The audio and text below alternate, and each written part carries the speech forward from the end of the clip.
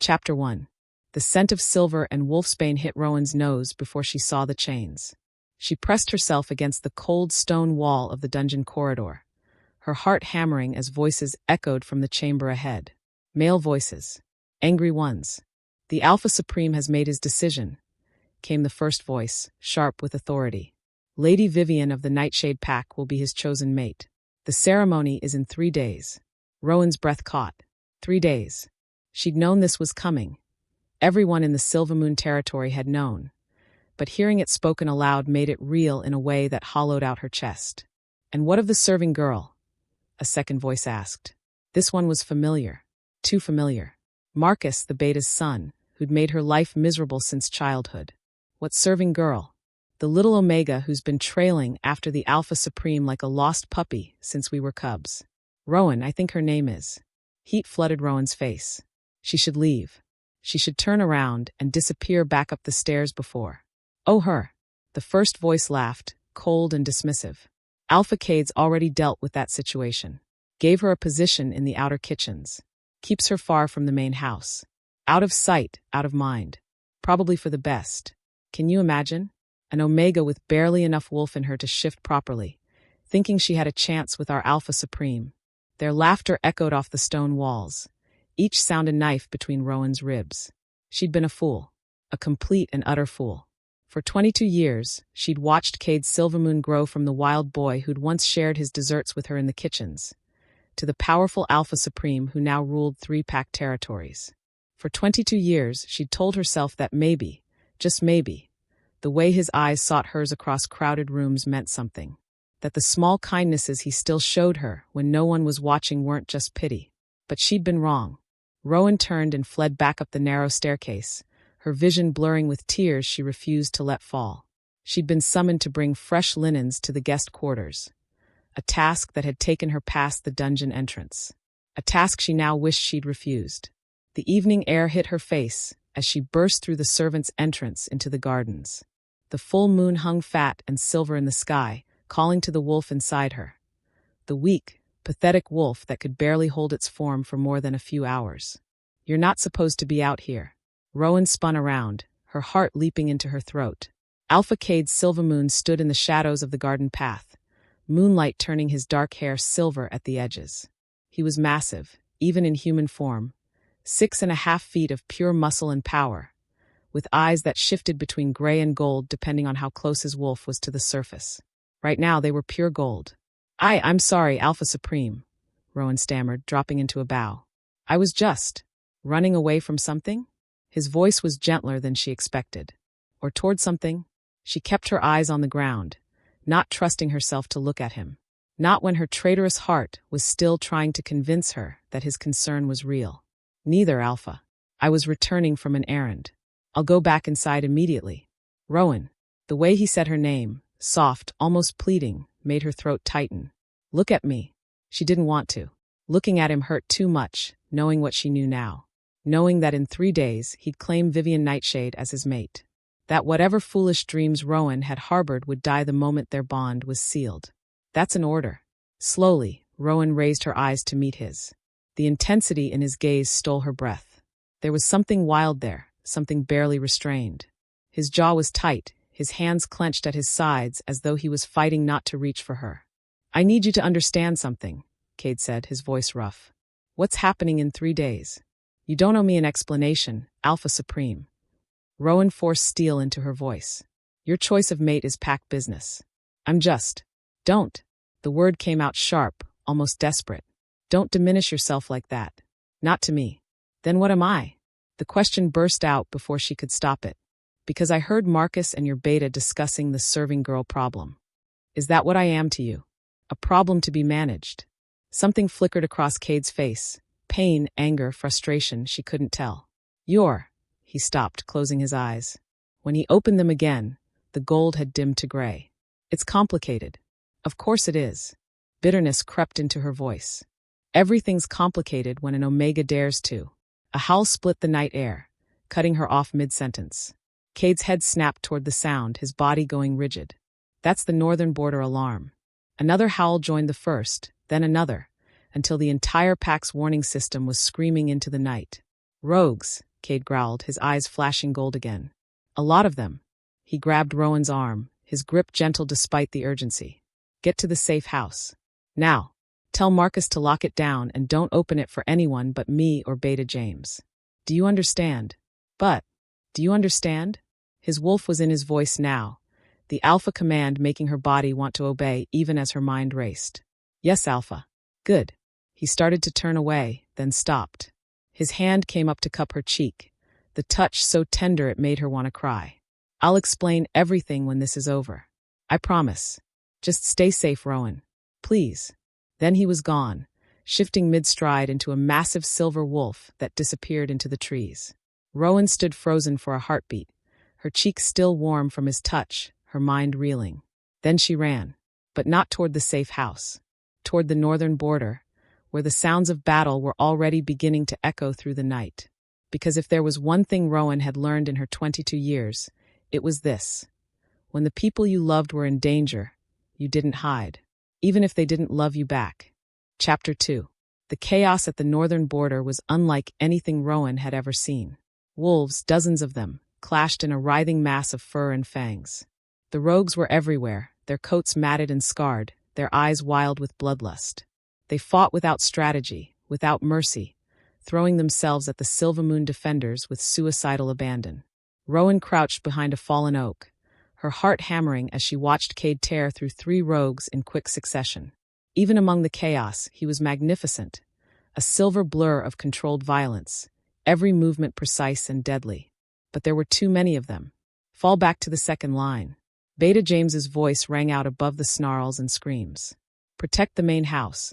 The Silvermoon wolves began a tactical retreat, but the rogues pressed their advantage, surging forward like a wave. One broke through the line, racing toward the path that led directly to the residential quarter. The path where Rowan was hiding. The rogue's eyes locked on her, and she saw her death in them, wild, mindless hunger.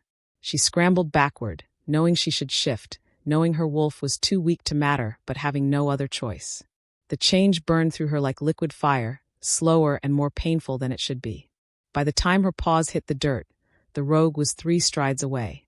Then a massive black wolf slammed into the rogue from the side, sending both tumbling into the underbrush. Rowan's wolf whined in confusion.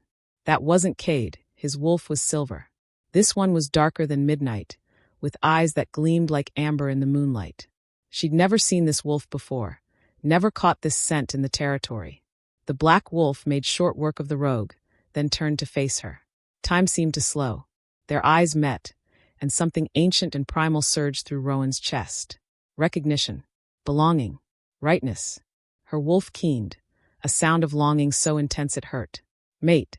No, that wasn't possible. Wolves didn't have fated mates anymore. That was old magic, ancient bloodlines, stories from before the packs scattered. And even if they did, Rowan was too weak, too deluded. She barely had enough wolf in her to. The black wolf shifted, revealing a man Rowan had never seen before. He was tall, taller even than Cade, with shoulder-length black hair and a scar that ran from his left eyebrow down to his jaw. His body was covered in tribal tattoos that seemed to move in the moonlight, and when he looked at her, his amber eyes held the weight of centuries. Shift back, he commanded, his voice like gravel and honey. Now. The alpha command in his words forced her change before she could think to resist. She stumbled, suddenly human and very, very naked in front of a stranger. He was already moving, shrugging out of his torn jacket and wrapping it around her shoulders. The gesture was protective, almost possessive, and his scent, pine and smoke and something wild, enveloped her. Who are you? Rowan managed, pulling the jacket tight. Someone who's going to get you out of here. He glanced toward the battle, his jaw tightening. This attack is a distraction. The real threat is coming from the south. How do you know? Because I led them here. Rowan's blood turned to ice. You're one of them? You're a rogue. I'm many things. His eyes met hers again, and that terrible recognition flared between them. She saw him feel it too, the way his pupils dilated, the way his breathing hitched. But right now, I'm the only thing standing between you and what's coming. A howl rose from the direction of the main house. High, terrified, distinctly female. The stranger's expression darkened. Too late. They've reached the residence. He grabbed Rowan's hand, and the contact sent electricity racing up her arm. Can you run? Yes, but. Then run. He pulled her into the trees, moving with inhuman speed. Rowan struggled to keep up, branches whipping at her face, the too large jacket threatening to trip her. Behind them, the sounds of battle grew more desperate. Wait! She dug her heels in, forcing him to stop. I can't just leave them. My pack will be slaughtered if you don't listen to me. He spun to face her, gripping her shoulders. The rogues aren't random. They're organized. Someone hired them to attack tonight, specifically tonight, during the full moon when your pack's attention would be divided. Hired them? Who would? The same people who want you dead. Rowan's mouth went dry. Me? I'm nobody. I'm just. You're not nothing. His voice dropped, intimate and fierce. And the fact that you think you are tells me they've been hiding the truth from you for a very long time. What truth? A branch snapped somewhere to their left. The stranger's head whipped around, his body going rigid. Out of time. Do you trust me? I don't even know you. Yes, you do. He pressed his forehead to hers, the gesture so intimate it stole her breath. Your wolf knows mine. You felt it the moment our eyes met. That's not something that can be faked or broken. The mate bond. He was talking about the mate bond. This is insane, Rowan whispered. I can't just Kate is. Not your mate. The words came out sharp, almost angry. Whatever you think you feel for Silvermoon's alpha, it's not the bond. It can't be. Because you're mine. More sounds in the darkness. Closer now. The stranger cursed under his breath. Last chance, little wolf. Come with me or stay and die. Your choice. Rowan's mind raced. Everything about this was wrong. The timing, the stranger, the impossible claim of a mate bond. But her wolf was howling inside her chest, desperate and certain. Mate, mate, mate. And beneath the terror and confusion, something else whispered in her mind. Stay and watch them die. Because that's what you do. You watch the people you love die, and you survive. The thought came from nowhere and everywhere, carrying the weight of memory she didn't have. A figure burst through the trees. Not a wolf, but a man in tactical gear, carrying weapons coated in silver. His eyes locked on Rowan with cold precision. Target acquired, he said into a radio. Moving to. The stranger moved faster than Rowan could track, catching the man by the throat and slamming him into a tree with enough force to crack the trunk. One twist, one sickening snap, and the threat was eliminated. Now Rowan. The stranger grabbed her hand again. Now or never. The mate bond sang in her veins, pulling her toward him like gravity. Behind them, more voices shouted, more footsteps crashed through the underbrush. And somewhere in the distance, Cade's howl rose above it all, commanding desperate searching. For her. Rowan made her choice. She ran. Chapter 3. They ran for what felt like hours. The stranger moved through the forest like he'd been born to it, never stumbling, never hesitating, his hand locked around Rowan's wrist like an iron shackle. His jacket flapped around her thighs as she struggled to keep pace, her lungs burning, her bare feet screaming in protest. I can't, she gasped. I need to. Almost there. Where? He didn't answer, just pulled her through a curtain of hanging moss into a clearing she'd never seen before. In the center stood a dilapidated cabin, its windows dark, its roof sagging. It looked abandoned, forgotten. Perfect for hiding. The stranger kicked open the door and pulled her inside, finally releasing her wrist. Rowan stumbled to the nearest wall, bracing herself as she tried to catch her breath. Her feet were bleeding, leaving dark prints on the dusty floor. Sit down before you fall down. The stranger was already moving through the cabin, checking windows, securing the door. There's a first aid kit in the bathroom. Second door on the left. I'm fine, Rowan lied, even as her legs trembled beneath her. He turned to look at her, one eyebrow raised. You're bleeding barefoot and in shock. You're many things right now, little wolf, but fine isn't one of them. The endearment made her chest tighten. Don't call me that. What would you prefer? My name. Rowan. I know your name. He crossed the room in 3 strides, suddenly too close, his amber eyes searching her face. Rowan Ashworth. 22 years old. Omega-class wolf with a weak shift. Orphaned at age 3 in the Blackwood Massacre. Raised by the Silvermoon Pack as a ward and put to work in the kitchens at age 10. Ice flooded Rowan's veins. How do you know all that? Because I've been watching you for 6 months. He said it like it was the most natural thing in the world. Waiting for the right moment. The right moment for what? To kidnap me. To save you. His jaw tightened. They were coming for you tonight, Rowan. The attack on your pack was just the opening move. If I hadn't gotten to you first. Who's they? Rowan demanded, anger cutting through her fear. You keep saying someone wants me dead, but you won't tell me who or why. And now you're telling me you've been stalking me for months like some kind of. Your parents weren't killed in a random rogue attack. The words hit her like a physical blow. Rowan's mouth went dry. What? The stranger, she needed to stop thinking of him as that, needed a name. Ran a hand through his hair, looking suddenly exhausted. The Blackwood Massacre. That's what they called it, right? 37 wolves slaughtered in a single night. They blamed it on rogues, on pack disputes, on bad luck during a full moon. I don't remember it. Rowan's voice came out small. I was too young. Lucky for you. His voice went soft, gentle. Your parents were Kieran and Alara Ashworth. They were part of the Moonshadow Pack, one of the oldest bloodlines in the territory. Your father was their alpha. Rowan shook her head. No, that's not. I'm an omega. I can barely hold my shift. If my father was an alpha, your shift is weak because it's been suppressed. He moved closer, his hand coming up to cup her cheek.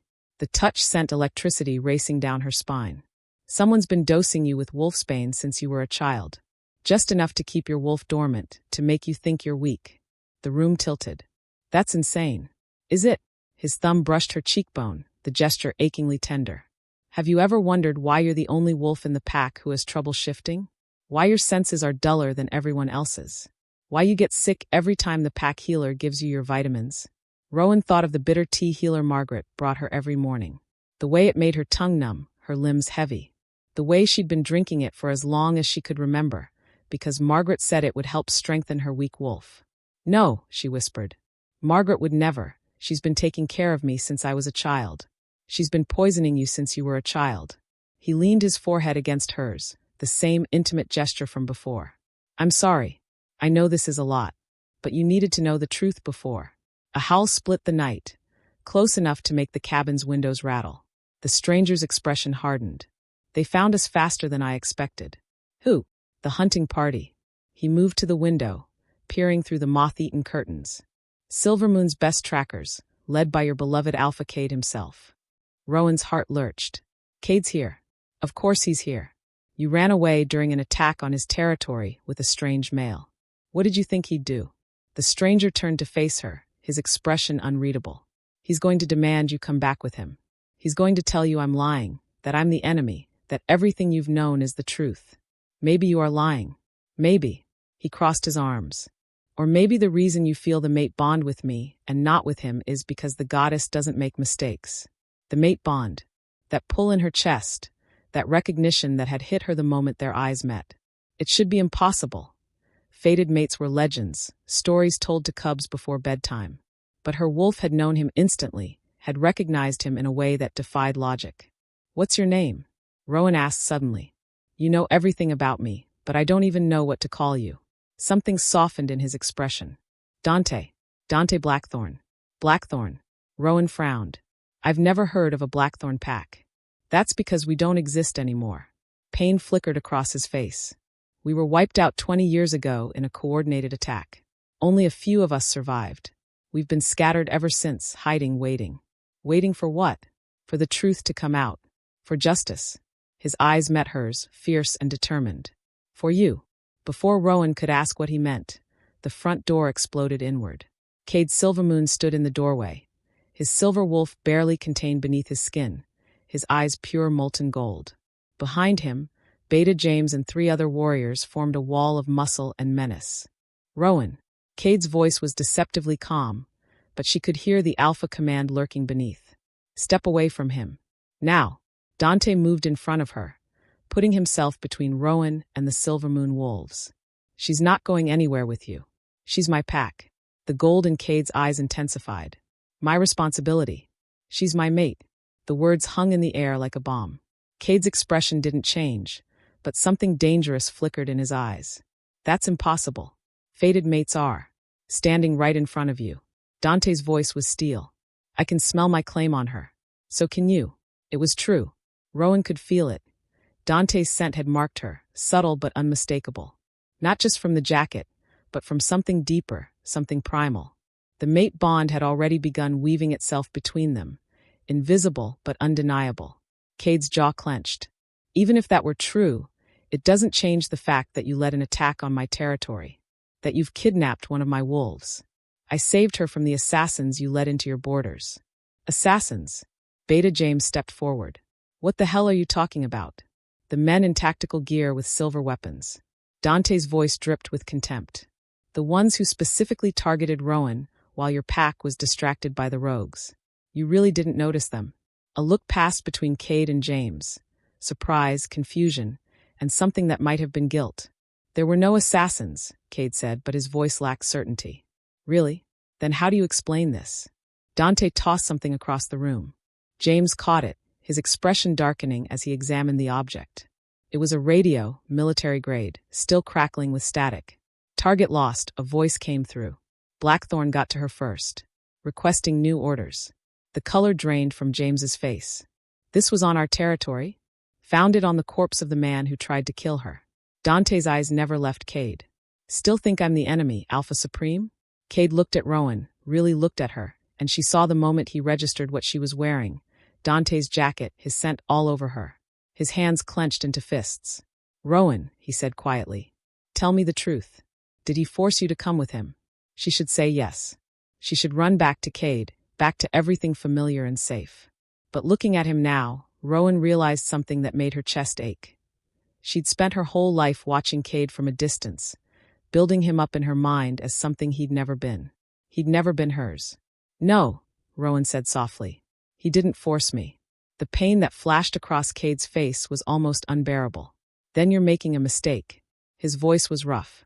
You don't know anything about him. He could be using you, manipulating you. The way you were going to marry Vivian Nightshade in 3 days. The words came out before Rowan could stop them. Were you ever going to tell me? Or was I just supposed to watch from the kitchens while you claimed another female as your mate? Cade flinched. That's different. That's politics. That's enough. Dante's alpha command rolled through the room, making even Cade's warriors step back. She's made her choice. Honor it or challenge me for her. Those are your options. The challenge hung in the air like a blade. If Cade accepted, they would fight to the death. Winner takes all. Winner takes Rowan. For a long moment, no one moved. No one breathed.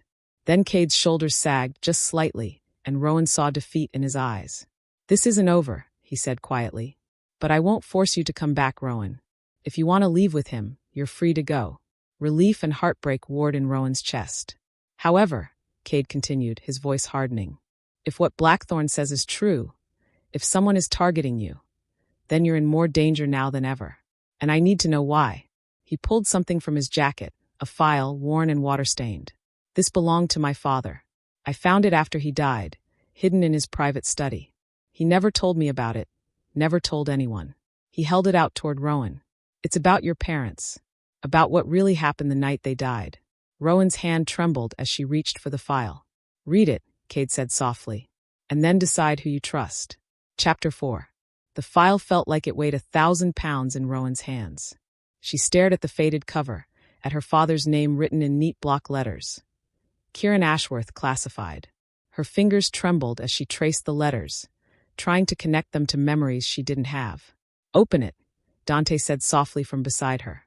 He'd moved closer after Cade and his warriors left, close enough that she could feel his warmth. Whatever's in there, you deserve to know. Rowan flipped open the cover. The first page was a photograph, a family portrait. A man with kind eyes and dark hair held a woman with Rowan's copper curls. Between them stood a little girl, no more than 3 years old, grinning gap-toothed at the camera. Rowan's breath caught. She'd never seen a picture of her parents before. Had never known what they looked like, what she looked like as a child. The Silvermoon Pack had told her everything was lost in the massacre. They'd lied. Keep reading, Dante urged.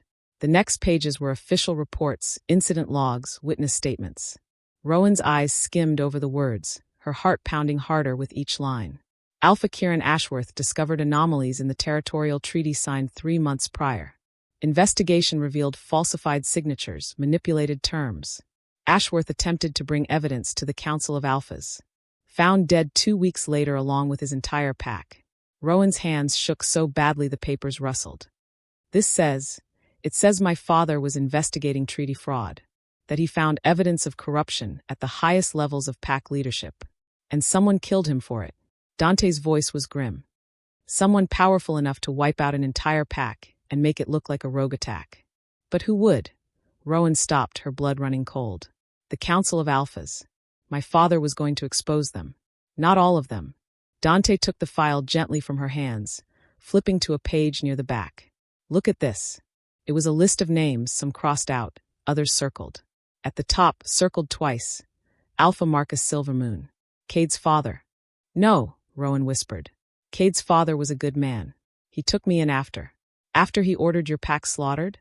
Dante's expression was sympathetic but firm. Think about it, Rowan. Why would Marcus Silvermoon take in the daughter of the man he killed? Why keep you close unless he needed to make sure I never remembered? The realization hit her like a physical blow. The wolfsbane. The suppression. It wasn't just to keep me weak. It was to keep me from shifting fully, from accessing my wolf's memories. Wolves had long memories.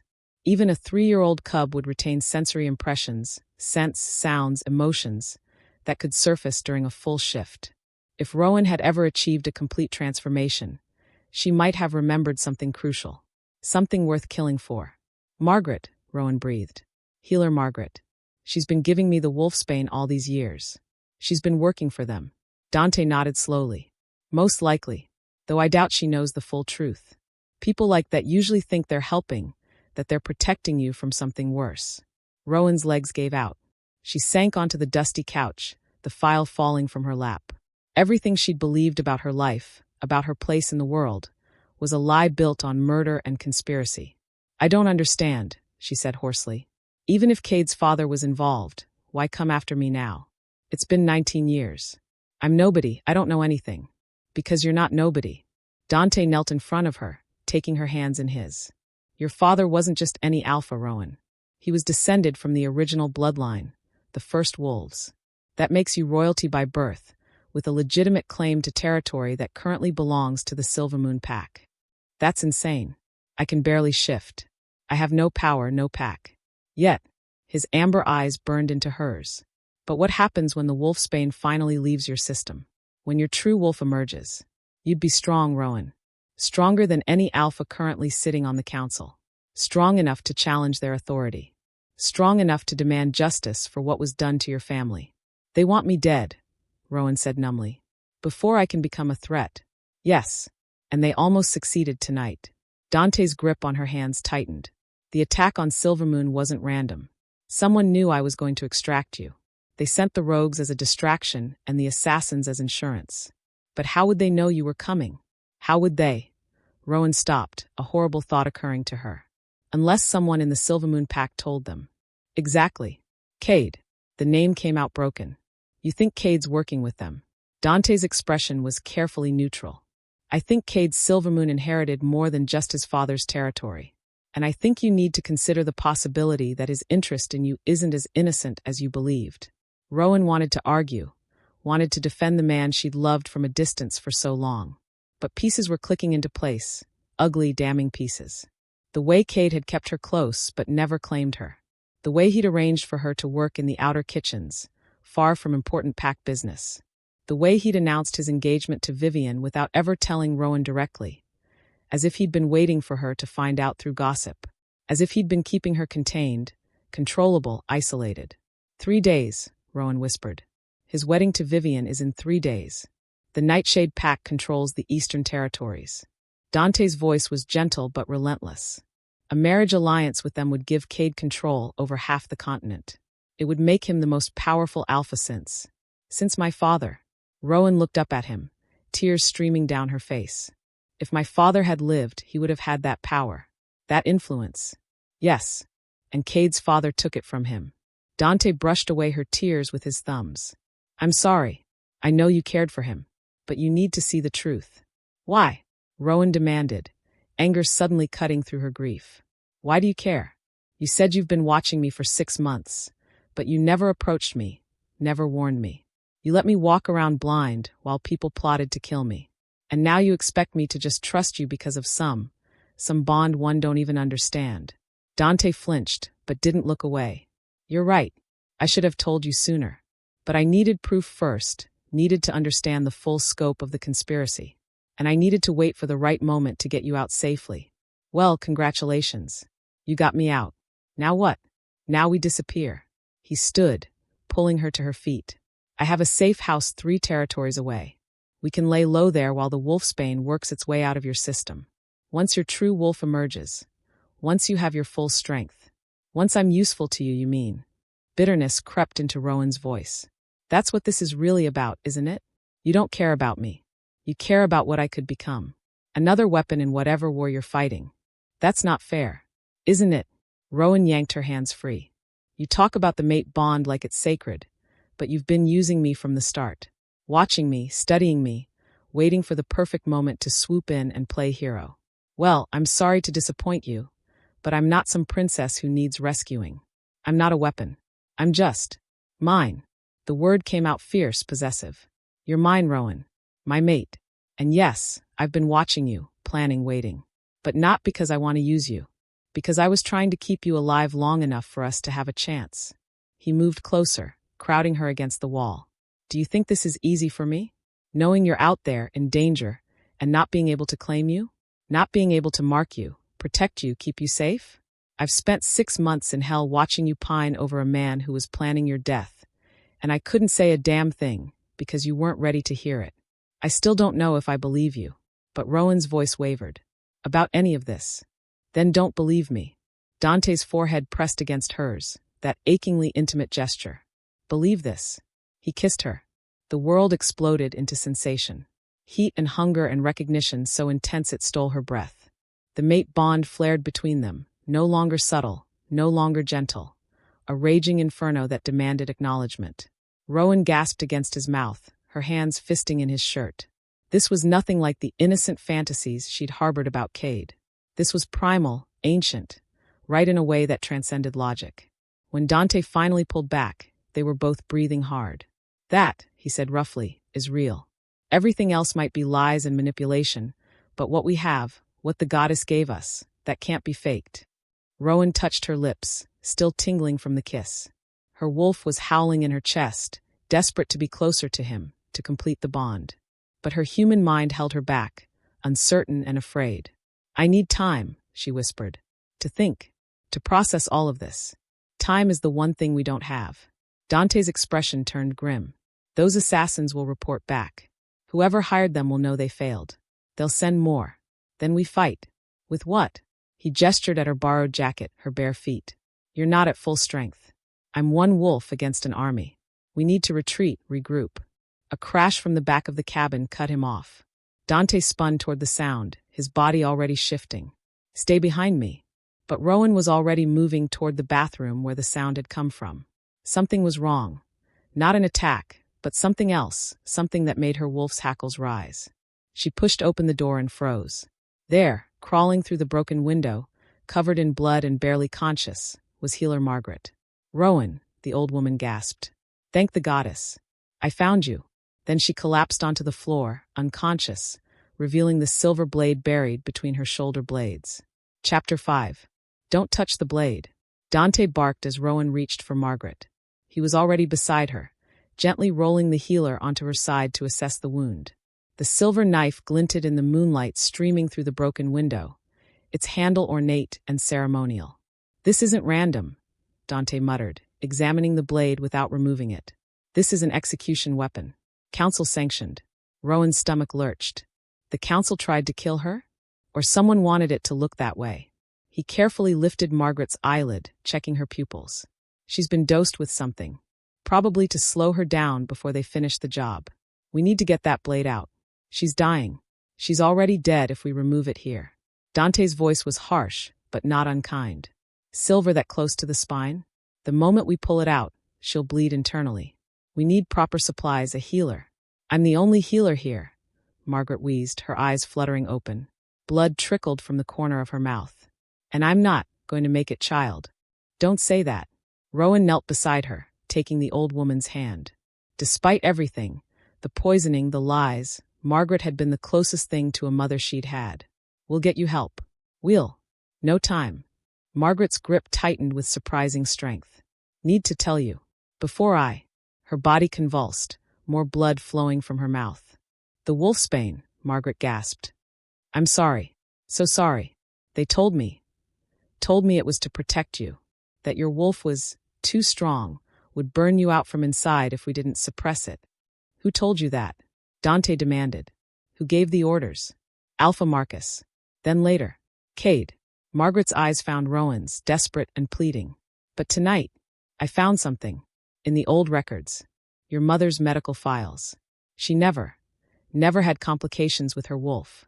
The suppression wasn't for your protection. What was it for? Rowan whispered. Control. The word came out on a bloody cough. They needed you weak, compliant. But something's changed. Tonight, when the attack came, Cade ordered me to increase your dosage. Double it. Said you needed to be sedated for your own safety. Rowan's blood turned to ice. He was going to knock me unconscious. So the assassins could finish the job, Dante finished grimly. He knew they were coming. No. Margaret shook her head weakly. Not assassins. Cade said he needed to move you. Somewhere safe. Somewhere even he couldn't find you. He seemed scared. Desperate. Or he's an excellent liar, Dante muttered. I refused. Margaret's breathing was becoming more labored. Told him. I needed to examine you first. Went to get your files, to buy time. That's when I saw them. Saw who? Beta James and Marcus's old council members. Meeting in the archive room. Talking about the Ashworth girl. About how tonight was the perfect opportunity. The wedding in 3 days would solidify the alliance. No one would question anything after that. Rowan exchanged a look with Dante. Question what? Your death. Margaret's eyes were glazing over. They're planning to blame it on the rogue attack. Say you died defending the pack. Martyr you. Use it to justify the wedding, the expansion. But Cade let me go, Rowan protested. He let me leave with Dante. Did he? Dante's voice was cold. Or did he make a show of letting you go while his beta and the old council handle the dirty work? That way his hands stay clean. He gets to play the grieving alpha who lost you to tragic circumstances, marry his political bride, and no one suspects he orchestrated the whole thing. Margaret coughed again, more violent this time. Ran as soon as I heard. Tried to warn you. They caught me, in the woods. James and 2 others. Told me to forget what I heard. When I refused, she gestured weakly toward the blade in her back. Beta James did this? Rowan felt sick. James had been at the Silvermoon Pack house her entire life. Had smiled at her in the kitchens. Had snuck her extra desserts when she was young. He tried to murder you. Following orders. Margaret's breathing was rattling now. Always just following orders. Like me. Like all of us. Whose orders? Dante pressed. Cade's. Don't know. But child. Margaret's fading eyes locked on Rowan's. Your mother, she left something. For you. In case something happened. I found it tonight. In her medical files. She fumbled with her bloodstained jacket, pulling out a small leather journal. Take it. Read it. She knew they were coming for her. Knew about Marcus. About all of it. Margaret pressed the journal into Rowan's hands. She wanted you to know the truth. To know you're so much more than they told you. Margaret, Rowan's voice broke. I'm sorry. Tears streamed down the old woman's weathered face. For the lies. For the poison. I thought I was protecting you. Thought it was for the best. But I see now. I was just making it easier. Easier for them too. Her words dissolved into a wet, rattling cough. Don't, Rowan begged. Please don't leave me. You're all I have left. No. Margaret smiled, soft and sad. You have him now. Your mate. And you have your mother's truth. That's more than I ever gave you. Her hand went limp in Rowan's grasp. No. Rowan pressed her fingers to Margaret's neck, searching for a pulse that was no longer there. Margaret, please. Dante's hand settled on her shoulder. She's gone, Rowan. They killed her. The words came out flat, emotionless. Rowan stared at Margaret's still face, at the blood pooling beneath her body. They killed her because she tried to warn me. Yes. Beta James. Maybe Cade. Maybe both of them. Yes. Something cold and sharp crystallized in Rowan's chest. Not grief, Not yet. That would come later. Right now, there was only clarity. I want to read my mother's journal, she said quietly, standing. And then I want you to tell me everything you know about the Council of Alphas. Who they are, what they control, how they operate. Dante studied her face, something like approval flickering in his amber eyes. Planning something? They took everything from me. Rowan looked down at Margaret's body, at the journal clutched in her hands. My parents, my pack, my childhood. They poisoned me, lied to me, tried to kill me. And when one good person tried to save me, they murdered her too. She met Dante's gaze, and he saw the steel there, the Alpha's daughter finally waking up. So yes, Rowan said softly, I'm planning something. I'm planning to make them pay for every single thing they've taken, every life they've destroyed. That's a war you're talking about, Dante warned. Against the most powerful Alphas in the territory. I know. You could die. I could also win. Rowan opened her mother's journal, her fingers trembling slightly as she traced the handwriting on the first page. My father tried to expose them through politics, through proper channels. It got him killed. Maybe it's time to try a different approach. What approach? Rowan looked up at him, and for the first time since they'd met, she felt the full weight of what the mate bond meant. Not just attraction or recognition, but partnership, alliance, strength borrowed and shared. You said your pack was wiped out 20 years ago, she said. You said you've been scattered, hiding, waiting for justice. How many of you are left? Understanding dawned in Dante's eyes. Enough. If we had a cause worth fighting for, a leader worth following, and if that leader was the last surviving member of the first bloodline, with a legitimate claim to challenge the current council, then we'd have a revolution. A slow, dangerous smile spread across Dante's face. You're not talking about revenge, little wolf. You're talking about taking back what's rightfully yours. Both. Rowan closed the journal, tucking it carefully into the jacket she still wore. Dante's jacket, marked with his scent. I want revenge for what they did to my family. But I also want to make sure they can never do it to anyone else. That means dismantling the system they've built, rebuilding it into something better. That's going to take time, planning, resources. Then we'd better get started. Rowan took one last look at Margaret's body. They'd need to bury her properly, say the words, honor her sacrifice. But not here. Not now. You said you have a safe house 3 territories away. Yes. How many of your scattered pack members can you contact? Most of them. Why? Because we're going to need an army. Rowan moved toward the broken window, listening for sounds of pursuit. And we're going to need them before Cade's wedding in 3 days. Dante crossed to stand beside her, close enough that their shoulders brushed. You're planning to crash the ceremony. I'm planning to use it as a platform. Rowan's voice was cold, determined. Every major alpha in the territory will be there. Every pack leader, every council member. They'll all gather in one place to witness Cade's Silvermoon solidify his power. Instead, they're going to witness his downfall. You realize this means no more hiding. No more running. Once we make our move, we're committed. I know. Rowan turned to face him fully. But I'm tired of being the scared little Omega who hides in corners and cleans up other people's messes. My mother left me this journal for a reason. My father died fighting for the truth. The least I can do is honor their sacrifice by finishing what they started. Dante reached out, cupping her face with both hands. You're sure about this? Once we cross this line, there's no going back. I've never been more sure of anything in my life. Then I'm with you. He pressed his forehead to hers, that gesture that was becoming familiar, comforting. Until the end, whatever that looks like. Even if it means going against an alpha you've never met, fighting a war you might not survive. You're my mate. He said it simply, like it explained everything. Where you go, I go. What you fight, I fight. That's what the bond means. Rowan felt something warm unfurl in her chest. Not just attraction or gratitude, but the beginning of something deeper. Trust. Partnership. Maybe even love, though it was too soon to name it. Okay then. She pulled back, squaring her shoulders. Let's go start a revolution. As they prepared to leave the cabin, taking Margaret's body, gathering supplies, making plans, Rowan opened her mother's journal one more time. The first entry was dated 3 days before the Blackwood massacre. If you're reading this, my darling girl, then I am gone.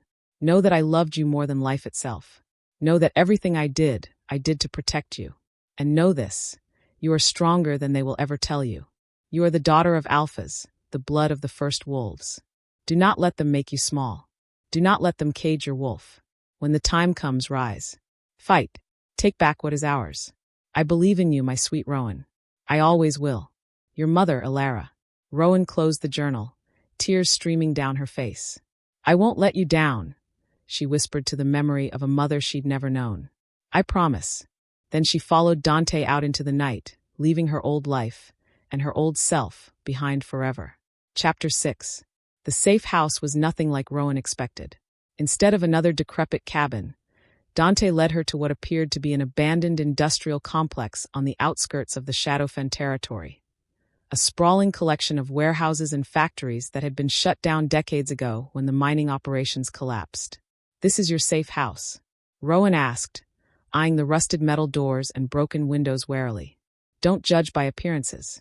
Dante pressed his palm against what looked like a rusted lock panel. There was a soft beep, and the massive door slid open with surprising smoothness. We've learned to hide in plain sight. Inside, the warehouse had been transformed into something between a military compound and a home. The main floor was divided into living quarters, training areas, and what looked like a command center complete with maps, computers, and communication equipment. Upstairs, Rowan could see more private rooms built along the catwalks. And there were people. Wolves, actually. At least a dozen of them. All watching her with varying degrees of curiosity and suspicion as Dante led her inside. Everyone, Dante called out, his voice carrying the weight of alpha authority. This is Rowan Ashworth, daughter of Kieran and Alara, last of the first bloodline. My mate. The last two words sent a ripple of reaction through the assembled wolves. Widened eyes exchanged glances, a few approving nods. A woman stepped forward from the group, tall and lean with silver hair cropped short and scars crisscrossing her dark skin. Her eyes were the pale blue of a winter sky, and they assessed Rowan with the precision of a seasoned warrior. So this is her, the woman said, circling Rowan slowly. The girl we've been watching for 6 months. The one worth risking exposure for. Careful, Lyra, Dante warned, but there was no real heat in his voice. I'm just saying what everyone's thinking. Lyra stopped in front of Rowan, crossing her arms. You don't look like much. Small. Weak scent. Can you even shift properly? Or is that another thing the wolfsbane stole from you? Rowan felt her hackles rise. I can shift. Prove it. Lyra. Dante started, but Rowan held up a hand. It's fine. She met the other woman's challenging gaze head-on. If I'm asking people to follow me into war, they deserve to know what I'm capable of. Or not capable of, someone muttered from the back. Rowan ignored them, reaching for her wolf. The shift was still slow, still painful. 19 years of suppression didn't disappear overnight. But she pushed through the resistance, feeling her bones reshape, her senses sharpen. When the transformation completed, she stood on 4 legs, her wolf smaller than it should be, her copper fur dull and patchy.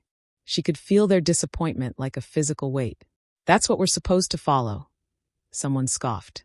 That's the great first bloodline everyone's been going on about. Shame burned through Rowan, hot and bitter. She'd known she was weak, had lived with that knowledge her entire life.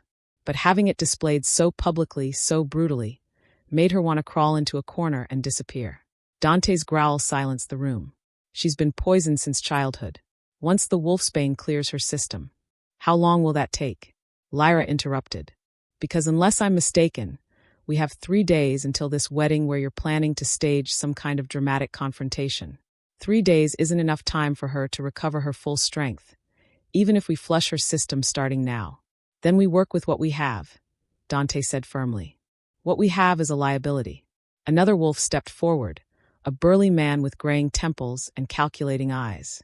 Sorry, kid, but it's true. You go up against Cade Silvermoon and his allies in your current state. You'll be dead in minutes. Maybe we should rethink this whole plan. Rowan shifted back to human form, wrapping Dante's jacket around herself. Her whole body trembled, from the shift, from exhaustion, from the crushing weight of their skepticism. You're right, she said quietly, and saw surprise flicker across several faces. I'm weak. I'm untrained. I can barely hold my shift. By any measure, I'm exactly what they intended me to be, broken and useless. Rowan. Dante moved toward her, but she shook her head. But here's what you need to understand. Rowan straightened her spine, meeting each skeptical gaze in turn. I've spent my entire life being underestimated. being dismissed, being treated like I was less than nothing. And you know what? It gave me something none of you have. And what's that? Lyra asked, genuinely curious now. Invisibility.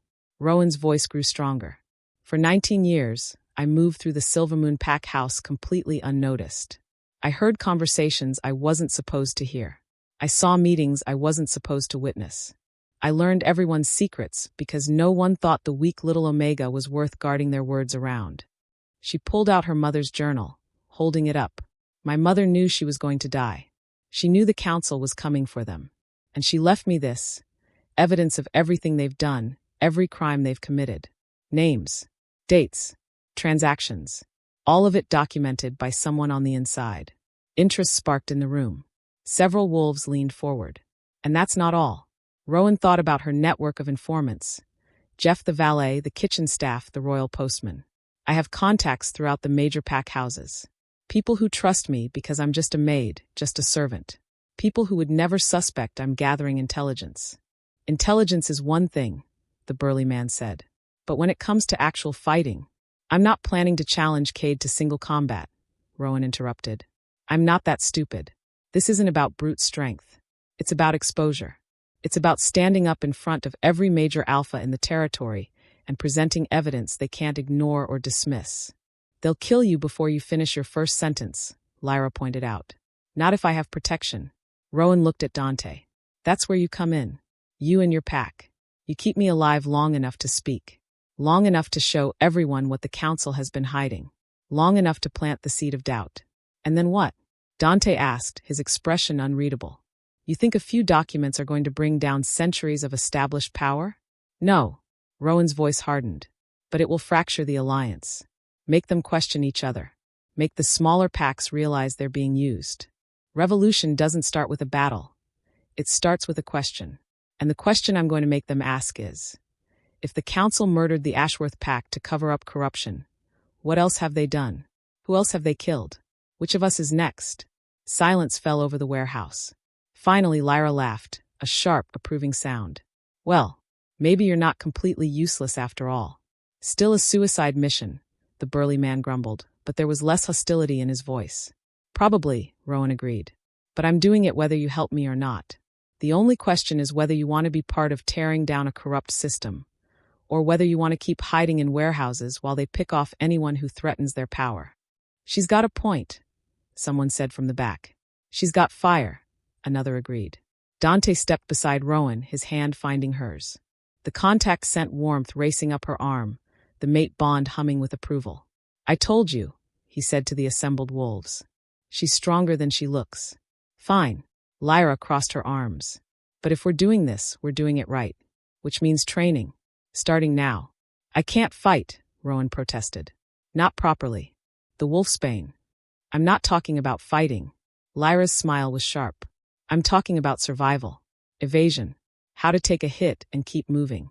How to spot an attack before it comes. You want to survive long enough to give your speech? Then you need to learn how to stay alive when everyone in that room wants you dead.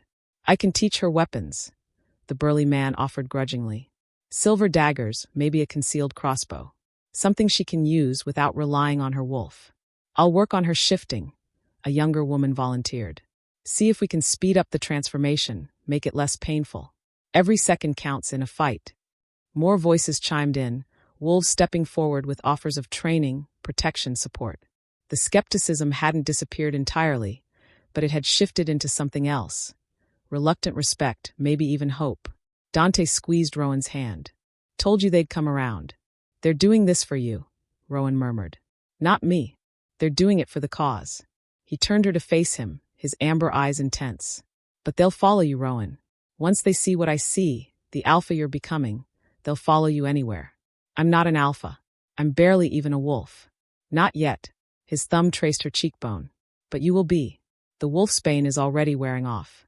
I can smell it in your scent. You're getting stronger every hour.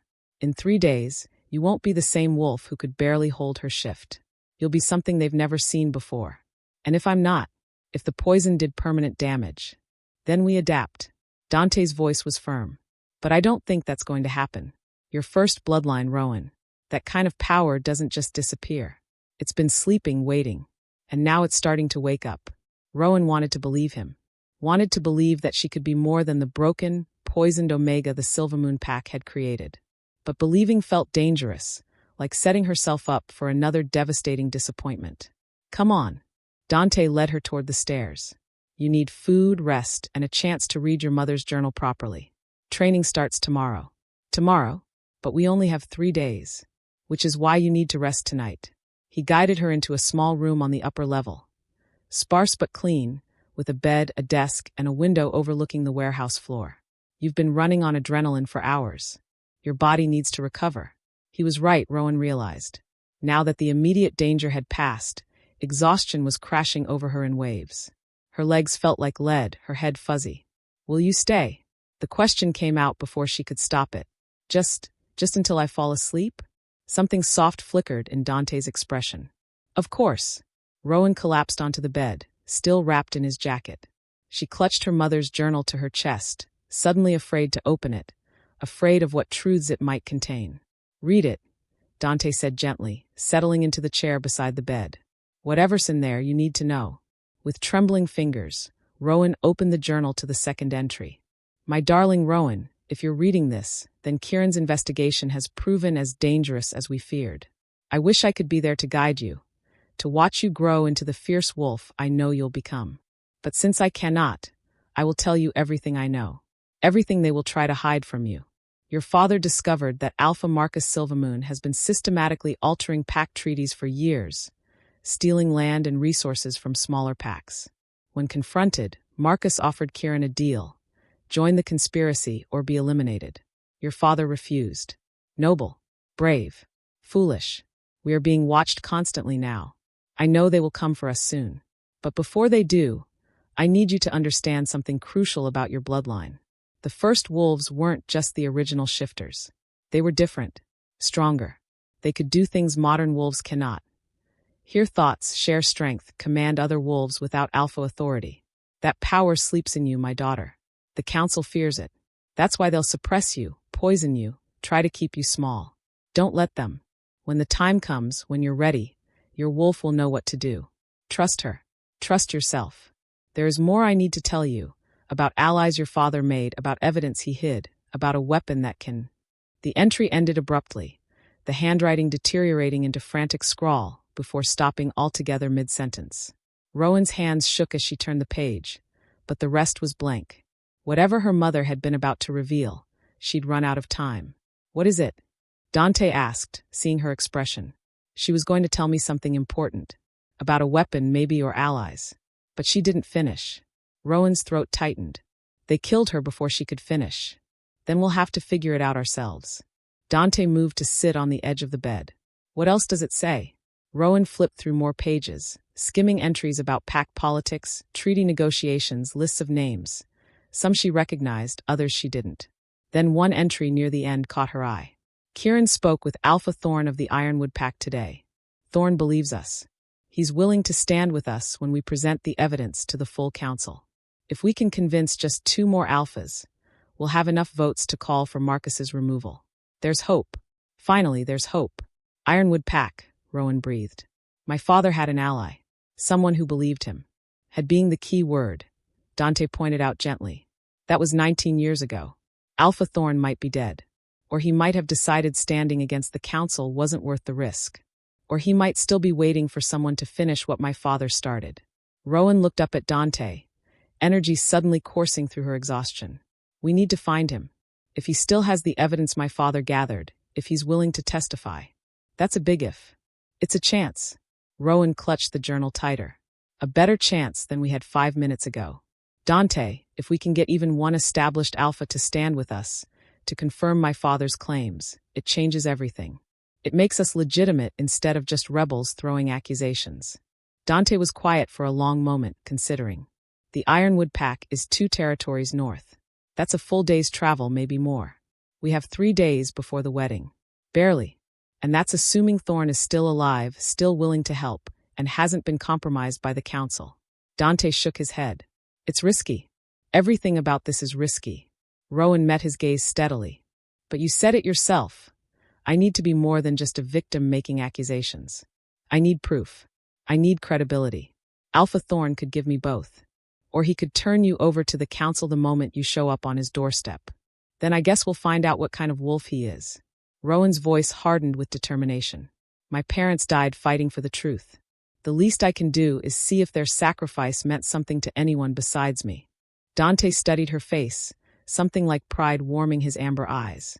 You know, when I first started watching you, I wasn't sure if you'd have the strength for this. If the years of suppression had broken something essential.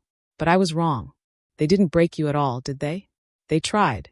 Rowan thought of all the years feeling weak, useless, invisible. But maybe being broken was what made me strong. Maybe surviving 19 years of poison and lies and betrayal taught me something the Council's perfect children will never understand. What's that? How to endure. She set the journal aside carefully. How to keep going when everything says you should give up. How to find strength in places they'd never think to look. Dante's hand came up to cup her face, his thumb brushing her cheek. You're remarkable, you know that? I'm terrified, Rowan admitted. Every second of every minute. Good. He leaned closer, his forehead pressing against hers. Fear keeps you sharp, keeps you careful. It's when you stop being afraid that you make fatal mistakes. Is that what happened to your pack? Someone got too confident. Pain flashed across Dante's face, but he didn't pull away. Yes, we thought we were untouchable. We were strong, ancient, respected. We never imagined anyone would dare move against us. By the time we realized the danger, it was too late. How did you survive? Luck. And stubbornness. His voice went rough. I was on a hunting trip with a few others when they attacked. We came back to find our entire pack slaughtered. Every man, woman, and child. They didn't even spare the cubs. Rowan's heart clenched. I'm sorry. Don't be sorry. Be angry. His eyes met hers, fierce and burning. Be furious. That's what I've been for 20 years. Angry at the council, at myself for not being there, at a system that lets monsters rule while good wolves die. That anger kept me alive, kept me searching for answers, for justice, for someone who could help me make things right. And you think I'm that someone? I know you are. He kissed her forehead, gentle and reverent. You're everything I've been waiting for, Rowan. A reason to fight. A cause worth dying for. A future worth building. The mate bond sang between them, warm and insistent. Rowan felt herself leaning into it, into him, drawn by something deeper than logic or caution. We should rest, Dante said, but he didn't move away. Tomorrow's going to be brutal. Lyra doesn't go easy on anyone. Will you stay? Just for tonight? Rowan's voice was small. I don't want to be alone. I'll stay as long as you need me. He shifted to lie beside her on the narrow bed, pulling her against his chest. Sleep, little wolf. I'll keep watch. Wrapped in her mate's arms, her mother's journal pressed between them, Rowan finally let exhaustion drag her under. But even in sleep, her wolf was stirring, growing, preparing for what was to come. The revolution had begun. Chapter 7. Rowan woke to the sound of metal clashing against metal. For a disoriented moment, she didn't know where she was. The room was unfamiliar, the scent wrong. Then she felt the warm weight of an arm across her waist and remembered. The warehouse. Dante's pack. The revolution they were planning. Her mate. Dante was still asleep beside her. His face relaxed in a way she'd never seen while he was awake. In sleep, he looked younger, almost vulnerable. She could see the faint scars that marked his skin, could count each one and wonder what battle had left its mark. The clashing sound came again, followed by shouted instructions. Carefully, Rowan extracted herself from Dante's embrace and moved to the window. Below, on the warehouse floor, wolves were training. Some in human form with weapons, others practicing shifts, still others engaged in hand-to-hand combat. Lyra stood in the center of it all, calling out corrections and encouragement with equal intensity. She starts early. Dante's voice came from behind her. And she'll expect you down there in 10 minutes. Rowan turned to find him sitting up, his hair disheveled, his amber eyes watching her with an expression she couldn't quite read. I don't have any clothes, she pointed out, still wearing only his jacket. Already handled. He gestured to a pile on the desk, practical training gear in dark colors, boots that looked worn but sturdy. Lyra's guess on your size. If it doesn't fit, she'll adjust. Rowan picked up the clothes, feeling the quality of the fabric. This wasn't cheap second-hand gear. This was military-grade equipment, designed for shifters who needed clothing that could withstand transformation. Where did all this come from? She asked. The weapons, the equipment, this whole setup. It must have cost. We've had 20 years to prepare, Dante said quietly. 20 years of the survivors pooling resources, making connections, waiting for the right moment. This isn't some improvised rebellion, Rowan. We've been planning this for a long time. Planning what exactly? You said you were waiting for justice, for answers. But you have a small army down there. What were you going to do if I'd never existed? If you'd never found me? Dante was quiet for a moment. Honestly? I don't know. We had pieces of the truth, evidence of corruption, but nothing solid enough to act on. We couldn't just attack the council without proof. That would make us the villains, the rogues everyone feared. We needed something that would legitimize our cause. He met her gaze. We needed you. So if you hadn't found me, we'd still be waiting, still hiding, still watching the council destroy good wolves while we did nothing. His voice turned bitter. That's what we've been for 20 years, witnesses to injustice, too afraid to act. You're not afraid now. No.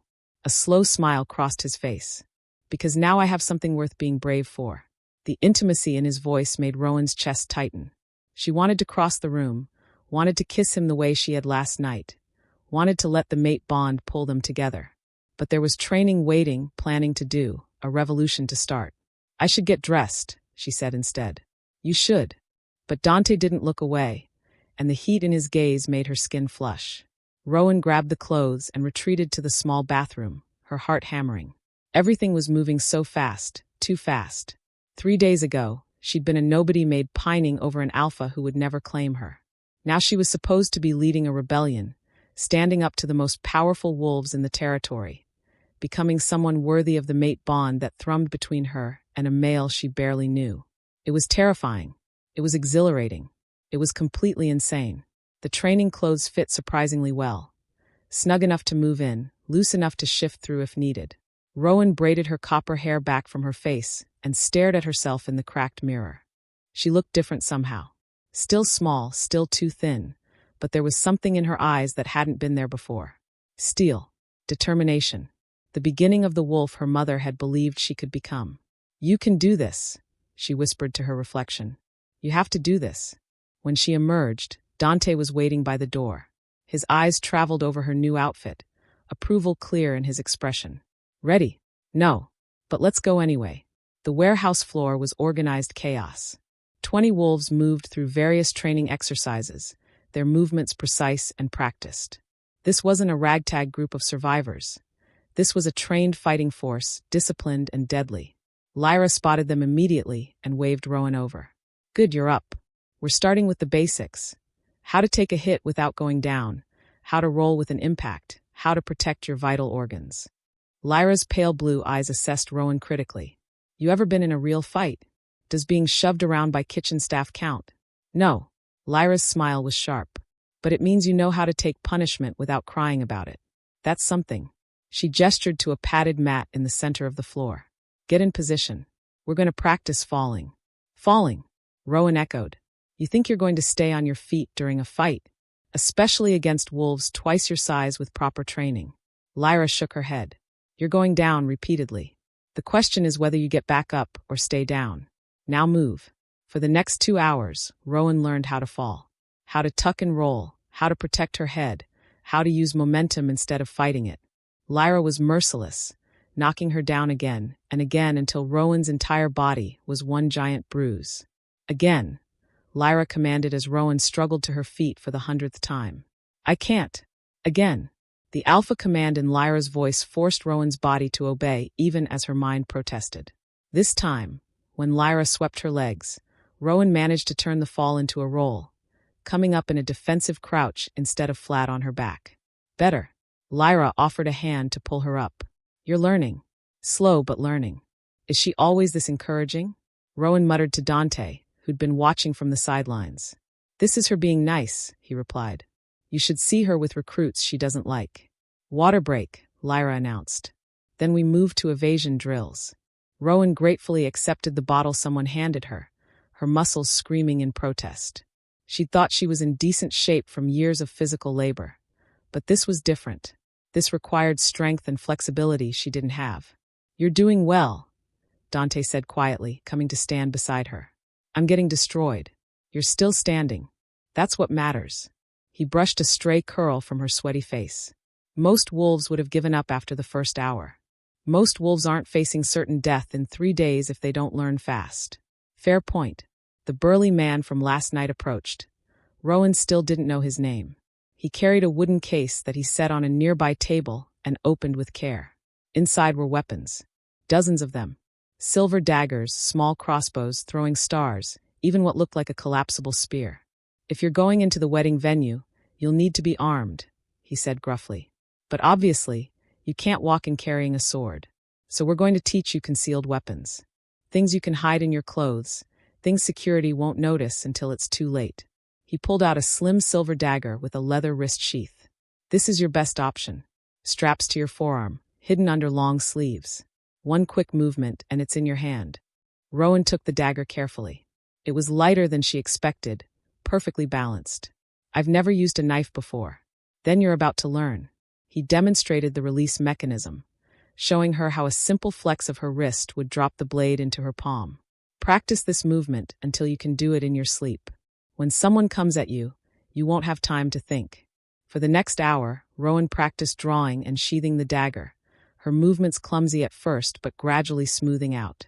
The burly man. She finally learned his name was Marcus, which was unfortunate given her history. Corrected her grip, her stance, the angle of the blade. Don't try to overpower your opponent, he instructed. You're small, you're weak, you'll lose every time. Instead, go for vulnerable spots. Eyes, throat, major arteries. Make every strike count because you probably won't get a second chance. The clinical discussion of violence should have disturbed her. Instead, Rowan found herself absorbing every word, every technique. This was survival. This was the difference between being a victim and being a warrior. By midday, Rowan could barely lift her arms. Every muscle ached. Her skin was covered in bruises from the falling drills, and her hands had blisters from weapon practice. Lunch, Lyra announced mercifully. Then we work on your shifting. Rowan groaned, but followed the pack to a communal eating area where someone had prepared simple but hearty food. She collapsed at a table, too exhausted to care about the wolves watching her with varying degrees of skepticism and curiosity. Dante sat beside her, pressing a plate of food into her hands. Eat. You'll need your strength. I don't think I can move my jaw to chew. Try anyway. His hand settled on her lower back, warm and grounding. How are you holding up? I hurt everywhere. I'm pretty sure I'm going to die. But other than that, great. His laugh was low and warm. That's the spirit. Across the table, a young woman with dark braids watched them with open curiosity. Is it true? She asked suddenly. About the mate bond? Can you really feel it? Several conversations around them quieted, wolves leaning in to hear the answer. Rowan glanced at Dante, uncertain how to respond. Yes, he said simply. We can feel it. What's it like? The woman pressed. Terrifying, Rowan admitted. Like someone reached into my chest and tied my heart to a stranger's. Like I'd die if something happened to him, even though I barely know him. But also right, Dante added, his eyes finding hers. Like everything that came before was just waiting for this moment. Like I was incomplete and didn't know it until she looked at me and made me whole. The warehouse had gone completely silent. That's beautiful, someone whispered. That's the bond, Lyra said matter-of-factly. Ancient magic recognizing ancient souls. Doesn't happen often, but when it does, there's no mistaking it. My grandparents had it, the young woman said wistfully. Grandmother used to say she could feel grandfather's heartbeat like it was her own, even when they were miles apart. When he died, she only lasted 3 months before following him. A sobering reminder of what the mate bond meant. Not just love, but a connection so deep that losing it could kill. Rowan's hand found Dante's under the table, threading their fingers together. The contact sent warmth racing through her, the bond humming with contentment. After lunch, Dante said to the group, Rowan and I need to discuss our next move. We may need to take a small team north. North? Lyra frowned. To where? The Ironwood Pack territory. There's someone there who might be able to help us. Ironwood's neutral, Marcus protested. They've stayed out of council politics for decades. What makes you think they'll help now? Because 19 years ago, Alpha Thorn believed Rowan's father. He was willing to stand against the council then. Maybe he still is. Murmurs rippled through the assembled wolves. That's a big risk, Lyra said slowly. If Thorn's been compromised, if he reports your presence to the council, then we'll deal with it, Rowan interrupted, surprised by the steel in her own voice. But we need allies. We need someone with authority who can verify my father's claims. Thorn is our best shot. She's right, the young woman with braids said. We can't do this alone. We need the support of at least one legitimate pack. I'll go with you, Lyra offered. And Marcus, if it's a trap, you'll need fighters who can get you out. No, Dante shook his head. We need you here, training the others, preparing for the wedding assault. Rowan and I will go alone. That's suicide, Marcus growled. That's strategy. Dante's voice carried alpha authority. A small group moves faster, attracts less attention. And if it is a trap, better to lose 2 wolves than our entire leadership. The logic was sound, but Rowan could see the worry in the pack members' faces. They'd just found their cause, their leader. The thought of losing both so quickly clearly terrified them. We'll be careful, Rowan promised. We'll be back before the wedding. I swear it. You better be, Lyra said gruffly. I didn't waste a whole morning teaching you how to fall just to have you get killed before you can use it. After lunch, the young woman who'd asked about the mate bond, her name was Sarah, took Rowan aside for shifting practice. The key is not fighting the change, Sarah explained. I know it hurts, I know it feels wrong because of the wolfsbane, but the more you resist, the worse it gets. You need to surrender to it. Let your wolf take control. Easier said than done. Rowan had spent 19 years with a wolf that felt distant, barely there. The idea of surrendering to it felt dangerous. But she tried. Again and again, she reached for that part of herself, trying to let go of control. Each shift was agony. Her bones felt like they were breaking, her muscles tearing. By the 6th attempt, she was crying from the pain. One more time, Sarah encouraged. I know you're tired, but one more time. Try to feel where the resistance is coming from. The wolfsbane suppresses your wolf by creating a mental block. You have to push through it. Rowan closed her eyes, reaching inward. And for the first time, she felt it. A wall in her mind, like a dam holding back a flood. Behind it, her wolf howled and raged, desperate to break free. I feel it, she gasped. There's a barrier. I can feel it. Good. Now push against it. Don't try to break it. You're not strong enough yet. Just lean on it. Apply pressure. Let your wolf know you're trying. Rowan pressed mentally against the barrier, and pain exploded through her skull. But beneath the pain, she felt something give, just slightly, just a crack in the dam. Her shift happened faster this time. Still painful, still incomplete, but faster. And when she stood on 4 legs, her wolf felt more present, more real. Progress, Sarah said with satisfaction. A few more days, and you might actually be able to hold a full shift without collapsing. I don't have a few more days. I have 3. Then we'll work with what we have. Sarah shifted into her own wolf, sleek and dark gray, and nudged Rowan with her muzzle. Come on, let's see if we can get you to run without falling on your face. By evening, Rowan was beyond exhausted. Her body screamed for rest, her mind fuzzy with fatigue. But she'd made progress, real, measurable progress. Her shifts were faster, her falls more controlled, her weapon draws smoother. She might not be ready, but she was readier than she'd been this morning. We leave at dawn, Dante announced as the pack gathered for dinner. Rowan and I will travel to Ironwood territory, meet with Alpha Thorn if he's still alive, and return within 36 hours. That gives us time to incorporate whatever we learn into our final plans. And if you don't return? Lyra asked bluntly. Then you execute the plan without us. Dante's expression was grim. Rowan has her mother's journal. The evidence is real. Even without us, you can expose the council's corruption. It won't have the same impact without the daughter of the murdered Alpha standing there to present it, Marcus pointed out. Then I guess we'll have to make sure we come back. Rowan forced confidence into her voice she didn't entirely feel. That night, lying once again in Dante's arms, Rowan stared at the ceiling and tried not to think about all the ways their plan could fail. You're thinking too loud, Dante murmured against her hair. I can practically hear your thoughts racing. I'm terrified, she admitted. Of everything. Of failing. Of getting you killed. Of standing up in front of the council and freezing like the scared little Omega they made me. You won't freeze. How can you be so sure? Because I've seen you these past 2 days. His hand traced lazy patterns on her back. I've watched you take hit after hit and keep getting up. I've seen you push through pain, that would make seasoned warriors quit. You have more strength than you know, Rowan. More than they could ever suppress. I don't feel strong. I feel like I'm drowning and just barely keeping my head above water. Then keep swimming. He tilted her face up to look at him. One stroke at a time, one breath at a time, until you reach the shore. That's all any of us can do. What if the shore doesn't exist? What if we're swimming toward nothing? Then at least we'll go down fighting. His thumb brushed her lower lip. And if we do go down, I can't think of anyone I'd rather face the end beside. Rowan kissed him, pouring all her fear and hope and desperate need into the contact. The mate bond flared between them, hot and insistent, demanding more. But Dante pulled back gently. Not yet, he said, his voice rough.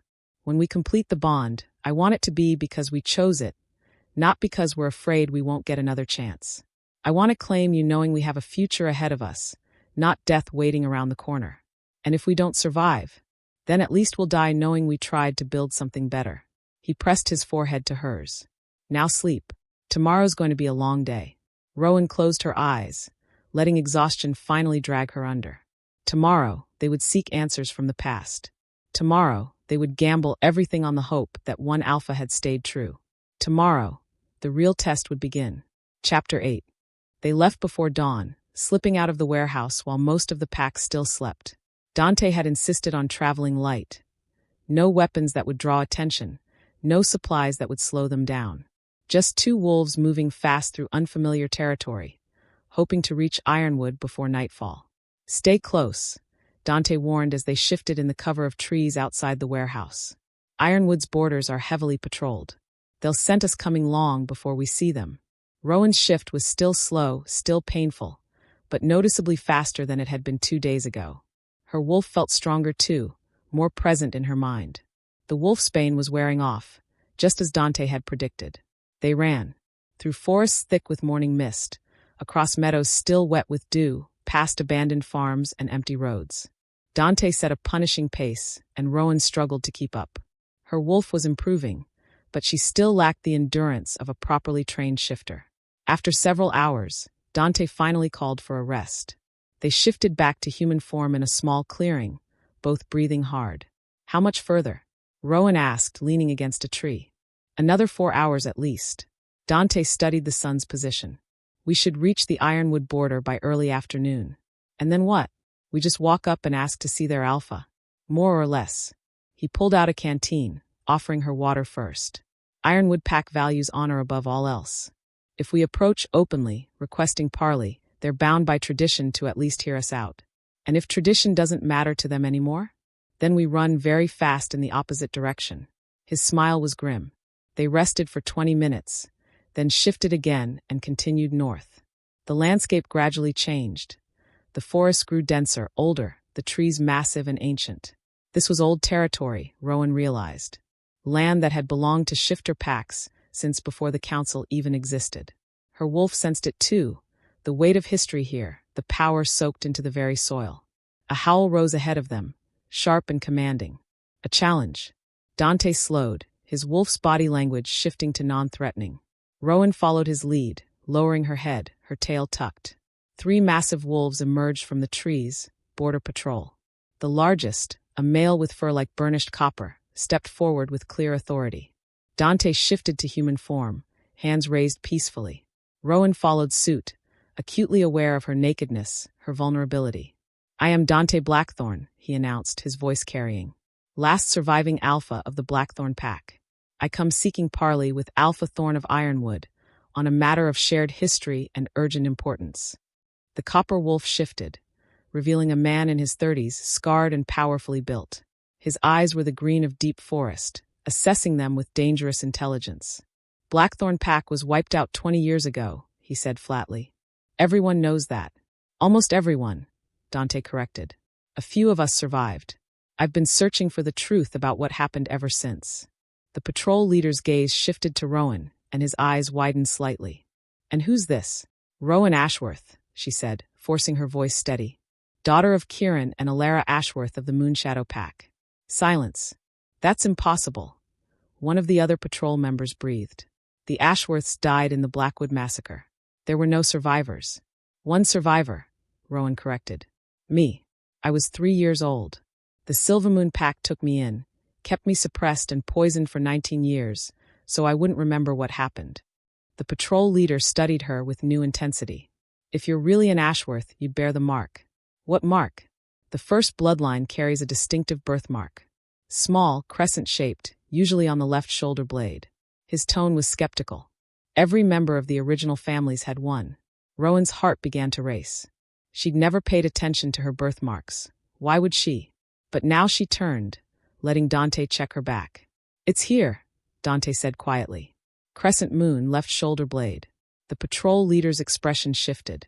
From skepticism to shock to something that might have been awe. "Goddess help us," he muttered. "She's real. After all these years, she's actually real. Will you take us to Alphathorn?" Dante pressed. "I'll do better than that." The patrol leader shifted back to his wolf.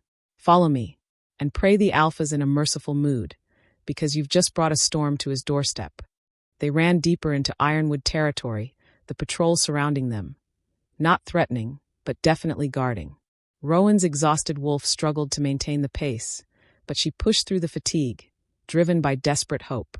If Alpha Thorn was willing to help, if he still had the evidence her father had gathered, everything could change. The Ironwood Pack house appeared gradually through the trees.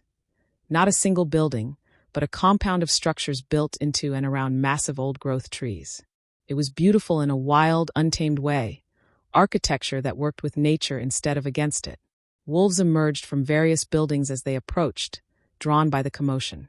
Rowan felt their eyes on her, felt their curiosity and suspicion. The patrol leader shifted and dressed quickly, gesturing for Rowan and Dante to do the same. Someone provided them with simple clothes, rough but clean. "Wait here," the patrol leader ordered, then disappeared into the largest treehouse. Rowan's legs trembled with exhaustion. The run had taken everything she had, and now they were surrounded by potentially hostile wolves in unfamiliar territory. Dante's hand found hers, squeezing gently. "Breathe. We made it this far. That doesn't mean we'll make it back. One problem at a time." The patrol leader emerged, followed by an older man who moved with the fluid grace of a lifetime warrior. His hair was silver-shot black, his face weathered but strong. His eyes, the same deep green as the patrol leader's, held the weight of decades of leadership. Alpha Thorn. He stopped several feet away, studying Rowan with an intensity that made her want to hide. Then his expression cracked, something like grief and hope warring across his features. "You have your mother's eyes," he said softly, "and your father's stubborn chin. Goddess child. I never thought I'd see the day." Relief flooded through Rowan. "You knew them. You remember them. Every day for 19 years. Thorn's voice roughened. "Your father was one of the finest wolves I've ever known. When he came to me with evidence of Marcus Silvermoon's corruption, I believed him instantly. We were planning to present it to the full council together." "What happened?" Dante asked. "Marcus found out." Thorn's hands clenched into fists. "I don't know how. Someone must have talked, must have betrayed us. 3 days before we were set to present our case, your parents' pack was slaughtered. And he looked away. I was a coward. I stayed silent. Told myself I needed to protect my own pack, that speaking out would only get more wolves killed." "You were right," Rowan said quietly. "If you'd spoken, you'd be dead too. That doesn't make it honorable." Thorn met her gaze again. "I've carried that shame for 19 years. Watched Marcus consolidate his power, watched his son Cade inherit his territory and his corruption. Did nothing. Said nothing. You can do something now," Dante interjected. "The evidence you and Kieran gathered, do you still have it?" "Some of it. Kieran had the majority, hidden somewhere I never learned. But I kept copies of the most damning documents." Thorn gestured toward his house. "Come, we have much to discuss." Inside, the treehouse was surprisingly spacious, built around the massive trunk with rooms spiraling upward. Thorn led them to what appeared to be a study, its walls lined with books and filing cabinets. He pulled a key from around his neck and unlocked a hidden drawer, removing a thick folder. "Financial records showing bribes paid to council members," Thorn explained, laying out documents. "Falsified treaty agreements. Correspondence between Marcus and other corrupt alphas discussing how to divide conquered territories. And this," he held up a single page. "A confession from one of Marcus's own guards, admitting he participated in the Blackwood massacre under direct orders." Rowan's hands shook as she looked through the documents. Here was proof. Real, undeniable proof of everything her mother had written about. "Why didn't you use this?" she asked. "Why keep it hidden all these years?" Because alone it wasn't enough. Thorne's expression was bitter.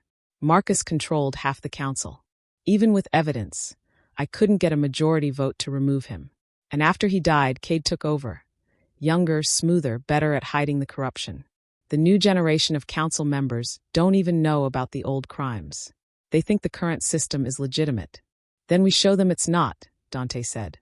In 3 days, at Cade's wedding, every major alpha will be gathered in one place. That's when we present the evidence. That's suicide, Thorne protested. You'll be surrounded by Cade's allies, his warriors. They'll kill you before you finish speaking. Not if we have backup, Rowan said. Dante has a pack, survivors like him, wolves who've been waiting for justice. And if you stood with us, if an established alpha vouched for this evidence, it would still end in bloodshed. But Thorne was considering it. She could see it in his eyes. The council won't go quietly. They'll fight. Let them. Rowan's voice hardened. They murdered my parents. They poisoned me for 19 years. They killed a good woman just for trying to warn me. I'm done hiding. I'm done being afraid. If they want to fight, I'll give them one.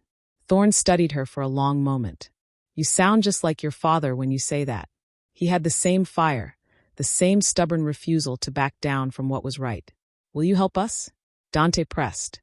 The old alpha was quiet, the weight of decades of guilt and fear visible on his face. Then he straightened, his expression hardening with resolution. Yes, he said. I'll help you. I'll stand before the council and testify to everything I know. And I'll bring my pack to support you when the fighting starts. Thank you, Rowan breathed. Don't thank me yet. Thorne's smile was grim. We're about to start a war. Thank me if we survive it. They spent the rest of the afternoon planning. Thorne's knowledge of council politics, combined with the evidence and Dante's tactical experience, began to form a real strategy. Not just a desperate gambit, but an actual plan with a chance of success. As evening fell, Thorne insisted they stay the night. You're exhausted, he said firmly, and you'll need your strength for what's coming. Rest here. My pack will keep you safe. Rowan wanted to argue, wanted to rush back and continue preparing. But her body was screaming for rest, and even Dante looked worn. One night, Dante agreed. Then we leave at dawn. Thorne provided them with a private room high in the treehouse, with a bed built into the trunk itself and windows overlooking the forest. I can't believe it worked, Rowan said once they were alone. I honestly thought we'd be killed or captured but we weren't. Dante pulled her close, wrapping his arms around her. We found an ally. We have evidence. We have a real chance now. Do you think it'll be enough? I think it's more than we had yesterday. And tomorrow it'll be more still. He kissed the top of her head. One day at a time, remember? Rowan leaned into his warmth, letting herself believe, just for a moment, that they might actually survive this. Outside, the ironwood wolves began their evening songs, haunting howls that echoed through the ancient trees.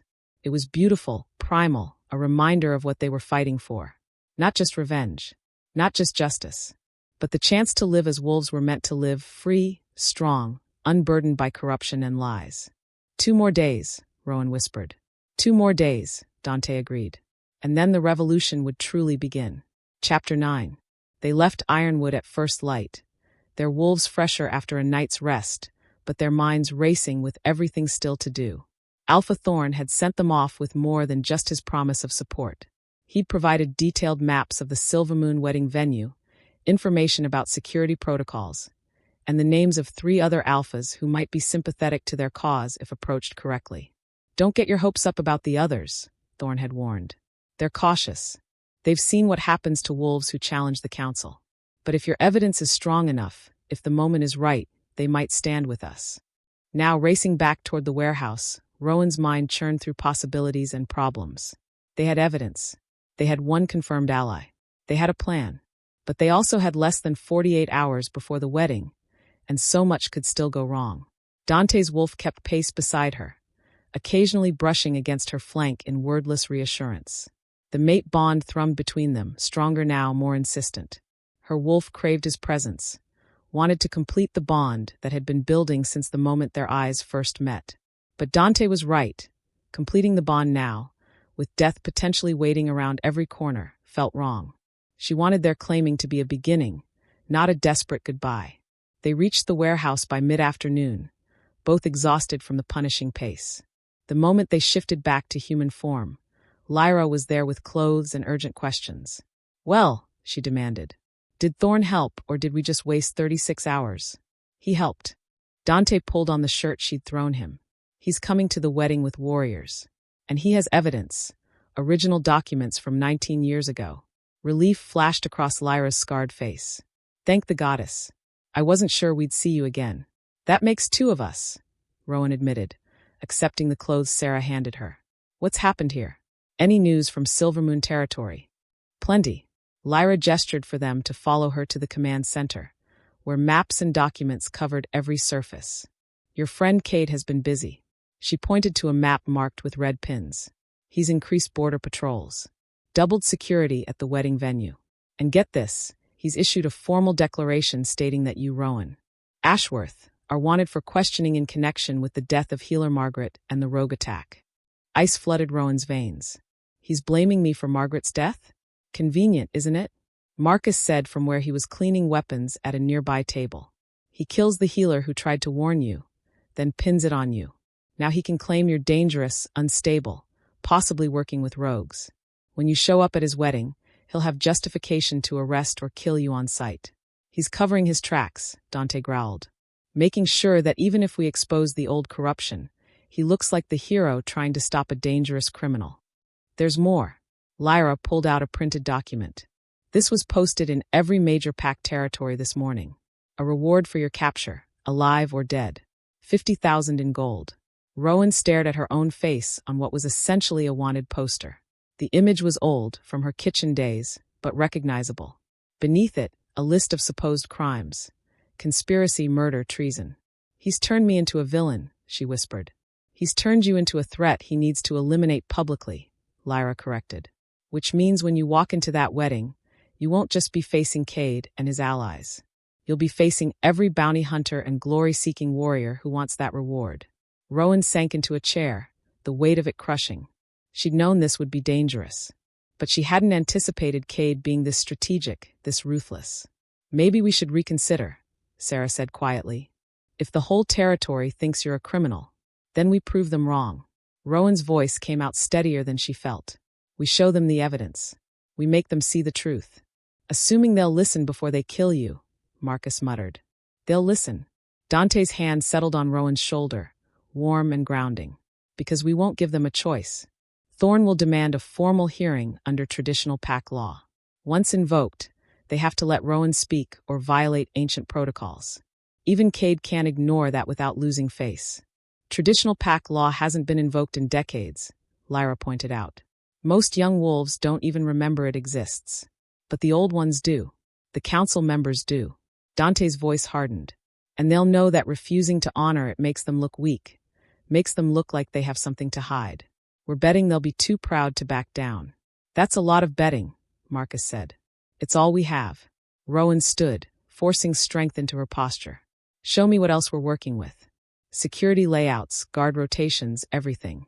For the next several hours, they planned. Every detail, every contingency, every possible way things could go wrong, and how they'd adapt. Rowan's head spun with information, but she forced herself to absorb it all. The wedding would take place at the Grand Assembly Hall, a massive structure built specifically for interpack gatherings. It could hold up to 500 wolves, with multiple entrances and exits. Security would be tight, but not impenetrable. "We'll need people inside before the ceremony starts," Dante said, marking positions on the map. "Disguised as servants, guests, anyone who won't draw attention. When the moment comes, they'll block the exits, prevent anyone from leaving or interfering." "How many wolves can we commit?" Rowan asked. 20, maybe 25 if we include Thorn's people," Lyra replied. "Against what will likely be 100 or more Silvermoon warriors, plus security from the visiting packs." The numbers weren't good, but they didn't need to win a fight. They just needed to survive long enough to present the truth.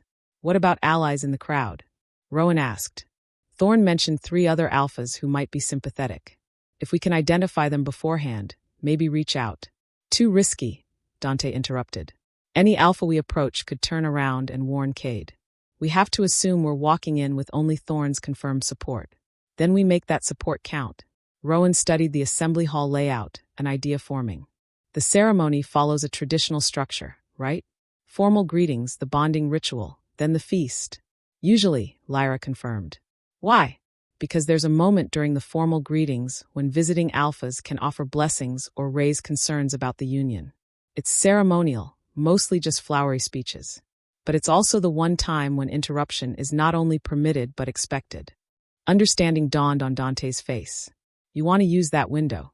Stand up as a visiting party and request the right to speak. With Alpha Thorne as my sponsor, they'll have to grant it. And once I'm speaking, once I start presenting evidence in front of everyone, Rowan's voice gained confidence. They can't just kill me without it looking like an obvious execution. They'll have to at least pretend to consider what I'm saying. And while everyone's distracted by your presentation, our people move into position, Lyra said, nodding slowly. Block the exits, secure escape routes, prepare for the fight that will inevitably come. It could work, Marcus admitted grudgingly. It's still suicide, but it could work. We'll need proper clothes, Sarah pointed out. If we're crashing a royal wedding, we can't show up looking like warehouse rats. We need to blend in with the noble guests. Already handled. Lyra gestured to a corner where garment bags hung. Stole them from a high-end boutique 2 territories over. Should fit most of you. You've been busy, Dante observed. I don't do idle well. Lyra's smile was sharp. Now, let's talk about what happens after the initial presentation. Because no matter how good your evidence is, Cade's going to respond. And his response will likely involve trying to kill everyone in this room. They planned for that too. Escape routes. Fallback positions. Who would protect Rowan if things went south, who would secure the evidence if she was captured or killed. By evening, Rowan's mind was saturated with details and contingencies. She stepped outside for air, needing a moment away from maps and strategies and the constant reminder that she was probably going to die in 2 days. The sun was setting, painting the industrial landscape in shades of gold and amber. It was beautiful in a desolate way, this abandoned place they'd turned into a home. Footsteps behind her. She knew without looking it was Dante. You should be resting, he said, coming to stand beside her. I can't. Every time I close my eyes, I see everything that could go wrong. Then keep your eyes open and look at what could go right. He gestured to the warehouse behind them. 24 hours ago, we had hope and desperation. Now we have evidence, allies, and an actual plan. That's progress. Progress toward probably getting killed. Probably. He didn't sugarcoat it, and she appreciated that. But also progress toward justice. Toward truth. Toward a world where powerful wolves can't just murder anyone who threatens their corruption. Rowan leaned against him, soaking in his warmth. I'm scared. Good. Fear keeps you sharp. I'm scared of losing you. The admission came out small, vulnerable. We just found each other. The mate bond just started. And now we're walking into a situation where we might both die before we ever get to. She didn't finish the sentence, but she didn't need to. The bond hummed between them, incomplete, waiting. Dante turned her to face him, his amber eyes intense. Listen to me. No matter what happens in 2 days, no matter how this ends, I want you to know something. What? You've already changed my life. Just by existing. Just by being brave enough to stand up when you could have stayed hidden. You gave me something I thought I'd lost forever. Hope. Purpose. A reason to believe the world could be better. Tears pricked Rowan's eyes. Dante, I'm not finished. His thumb brushed away a tear that had escaped. If we die fighting for something that matters. And if we survive, his voice softened. If we survive, I'm going to spend the rest of my very long life making sure you never regret choosing to stand beside me. I could never regret that. Even though I dragged you into a war, you didn't drag me. I chose this. Rowan's voice strengthened. I chose to fight. I chose you. And I'd make the same choice 1,000 times over. Dante kissed her then, deep and claiming and desperate.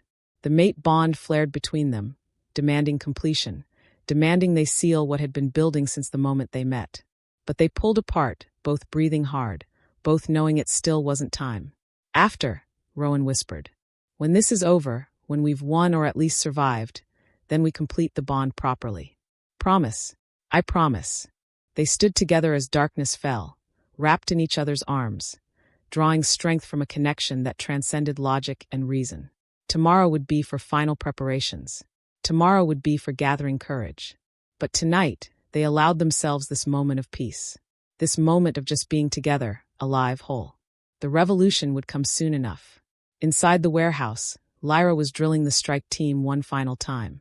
Sarah was helping pack members practice their cover stories. Marcus was distributing weapons and checking equipment. Everyone knew their role. Everyone understood the stakes. In the command center, Rowan's mother's journal lay open beside Alpha Thorne's evidence files. 2 pieces of a puzzle, finally coming together after 19 years. Tomorrow, they would add the final piece. Tomorrow, they would demand justice. Tomorrow, the corrupt system that had ruled for so long would finally face the truth it had tried so desperately to bury. But tonight, in the growing darkness, Rowan allowed herself to simply be a woman standing with her mate, dreaming of a future that might never come. And somehow that was enough. Chapter 10. The day of the wedding dawned clear and cold. Rowan stood before the mirror in her borrowed room, barely recognizing herself. The dress Sarah had procured was elegant. Deep emerald silk that brought out the copper in her hair, cut to suggest nobility without being ostentatious. Her hair was styled in intricate braids woven with silver thread, and someone had even found jewelry that looked expensive enough to pass inspection. She looked like someone important, someone who belonged at a royal wedding. The irony wasn't lost on her. "You clean up well," Lyra said from the doorway, her own formal attire somehow making her look more dangerous rather than less. "Ready for this?" "No." Rowan turned from the mirror. "But I'm going anyway. That's the spirit." Lyra's smile was sharp. "Dante's waiting downstairs. The convoy leaves in 20 minutes. Rowan took one last look at herself. At the wolf she'd become in just 5 days. 5 days ago, she'd been nobody.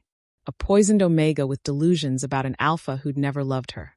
Now she was about to walk into a room full of the most powerful wolves in the territory and accuse them of murder and corruption. Either she was incredibly brave or incredibly stupid. Possibly both. Downstairs, the warehouse hummed with controlled chaos. 23 wolves dressed in formal attire, weapons concealed, faces set with grim determination. They looked like wedding guests. They moved like soldiers.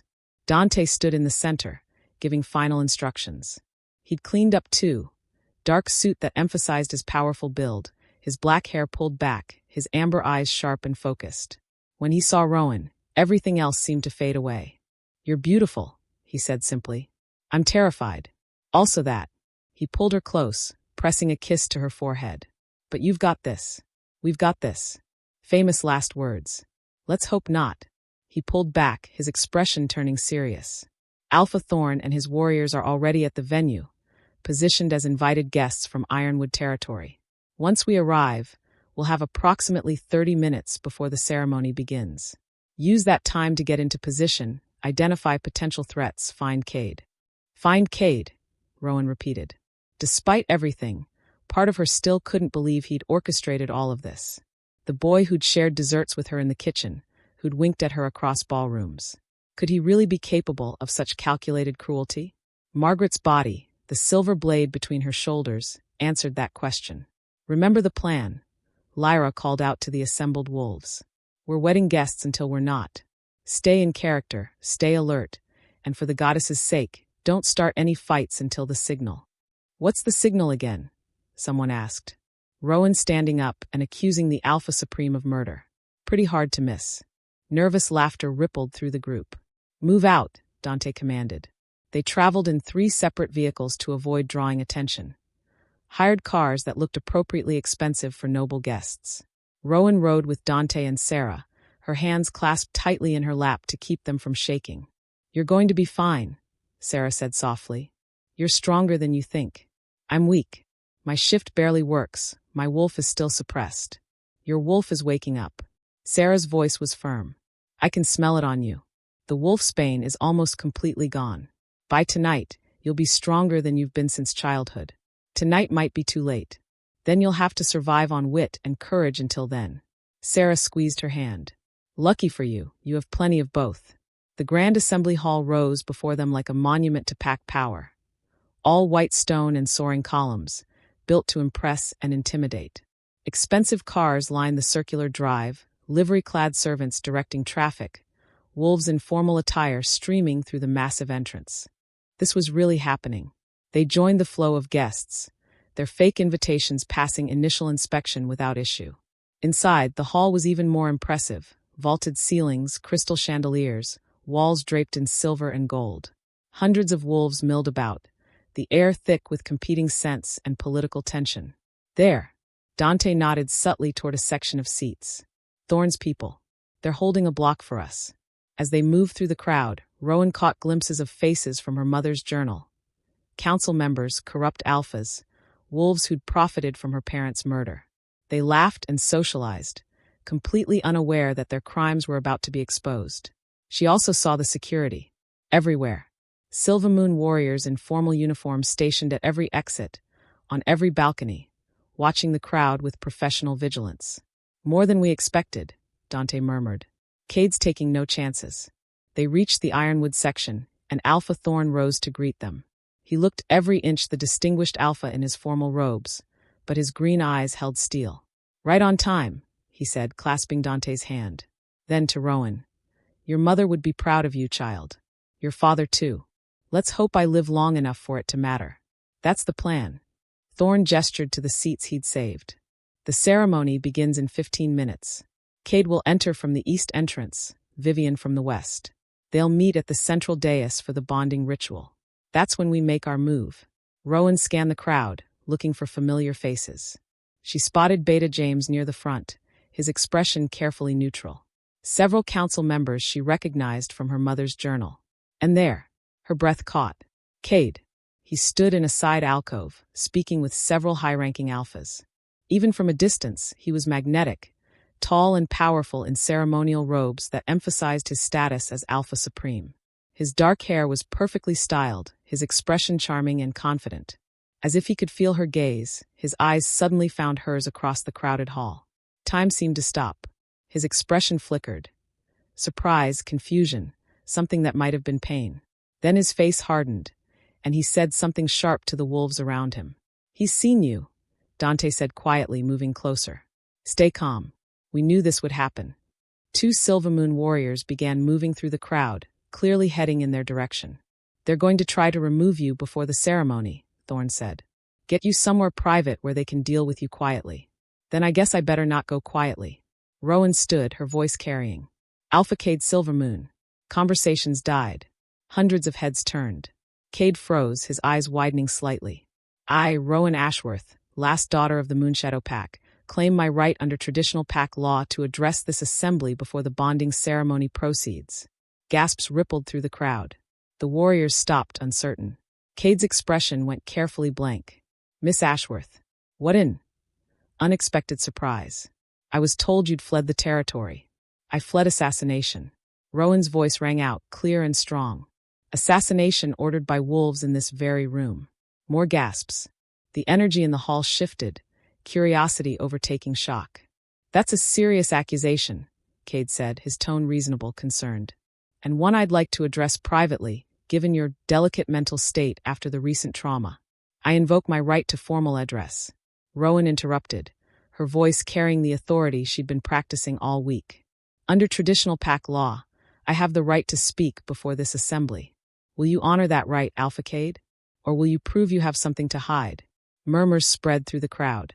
Several older alphas were nodding. They remembered the old laws, remembered the protocols that predated the council's rule.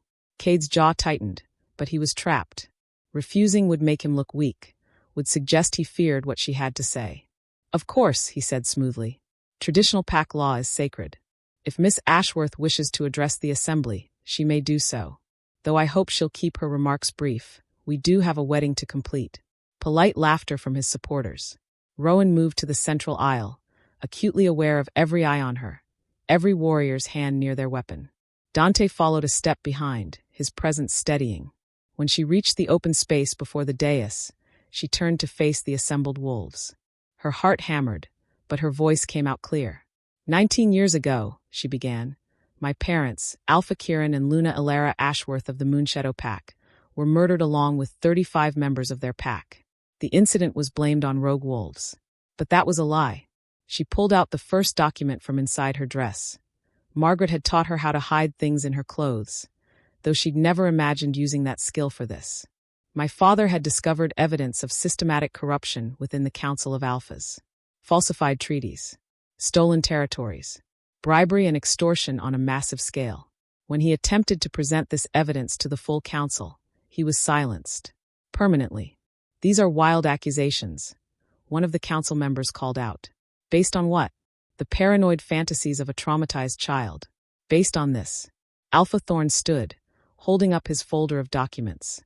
Official records, financial transactions, signed confessions, all preserved for 19 years, waiting for someone brave enough to present them. Shock rippled through the assembly. Thorn's reputation was spotless, his word carried weight. And based on this, Rowan held up her mother's journal. My mother's first-hand account of the conspiracy, written in the days before she was killed. She knew they were coming for her. She documented everything. Convenient, another council member sneered. A journal that conveniently appears after 2 decades. Read it yourself. Rowan threw the journal toward the council seats. Every entry is dated. Every claim is corroborated by Alpha Thorn's evidence. The handwriting can be verified. There are still wolves alive who knew my mother. This is ridiculous, Cade said, his voice hardening. A desperate attempt to disrupt my wedding with ancient history and conspiracy theories. Guards, please escort Miss Ashworth. I'm not finished. Rowan's voice cracked like a whip. Because the corruption didn't end with your father's death, Cade. It continues with you. His expression went cold. Careful, Rowan. Or what? You'll kill me like you killed healer Margaret. She pulled out the final piece. A photo on her phone that Sarah had taken of Margaret's body, the ceremonial blade clearly visible.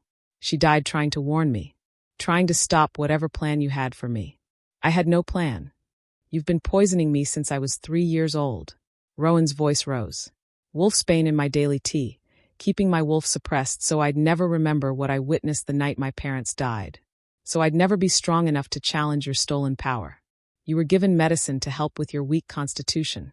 I don't have a weak constitution. I have first bloodline. Rowan turned, letting the crowd see the crescent birthmark on her exposed shoulder blade. I'm descended from the original packs, with power your father feared enough to murder for. Power you've been systematically suppressing for 19 years. The assembly erupted in voices. Arguments, questions, accusations flying. Silence. Cade's alpha command rolled through the hall, forcing wolves to their knees. But not Rowan. Not Dante. Not Thorn. 3 wolves who refused to bow. You want to know what really happened? Cade's voice was dangerous now, his eyes shifting gold. Fine. I'll tell you. My father made difficult decisions to protect pack stability. Your father was going to destabilize everything with his accusations, cause a war that would have killed thousands. So yes, he was removed. For the greater good. Shocked silence. Did you just admit to your father murdering mine? Rowan asked quietly. Cade seemed to realize his mistake, but it was too late. The words were out, heard by hundreds. It wasn't murder. It was necessary action. It was genocide. Rowan's voice shook. 37 wolves slaughtered, including children. Including a 3-year-old girl who somehow survived to stand here and demand justice. Justice? Cade laughed, bitter and harsh. You want justice? Look around. Do you think any of these wolves care about what happened 19 years ago? They care about stability. About power.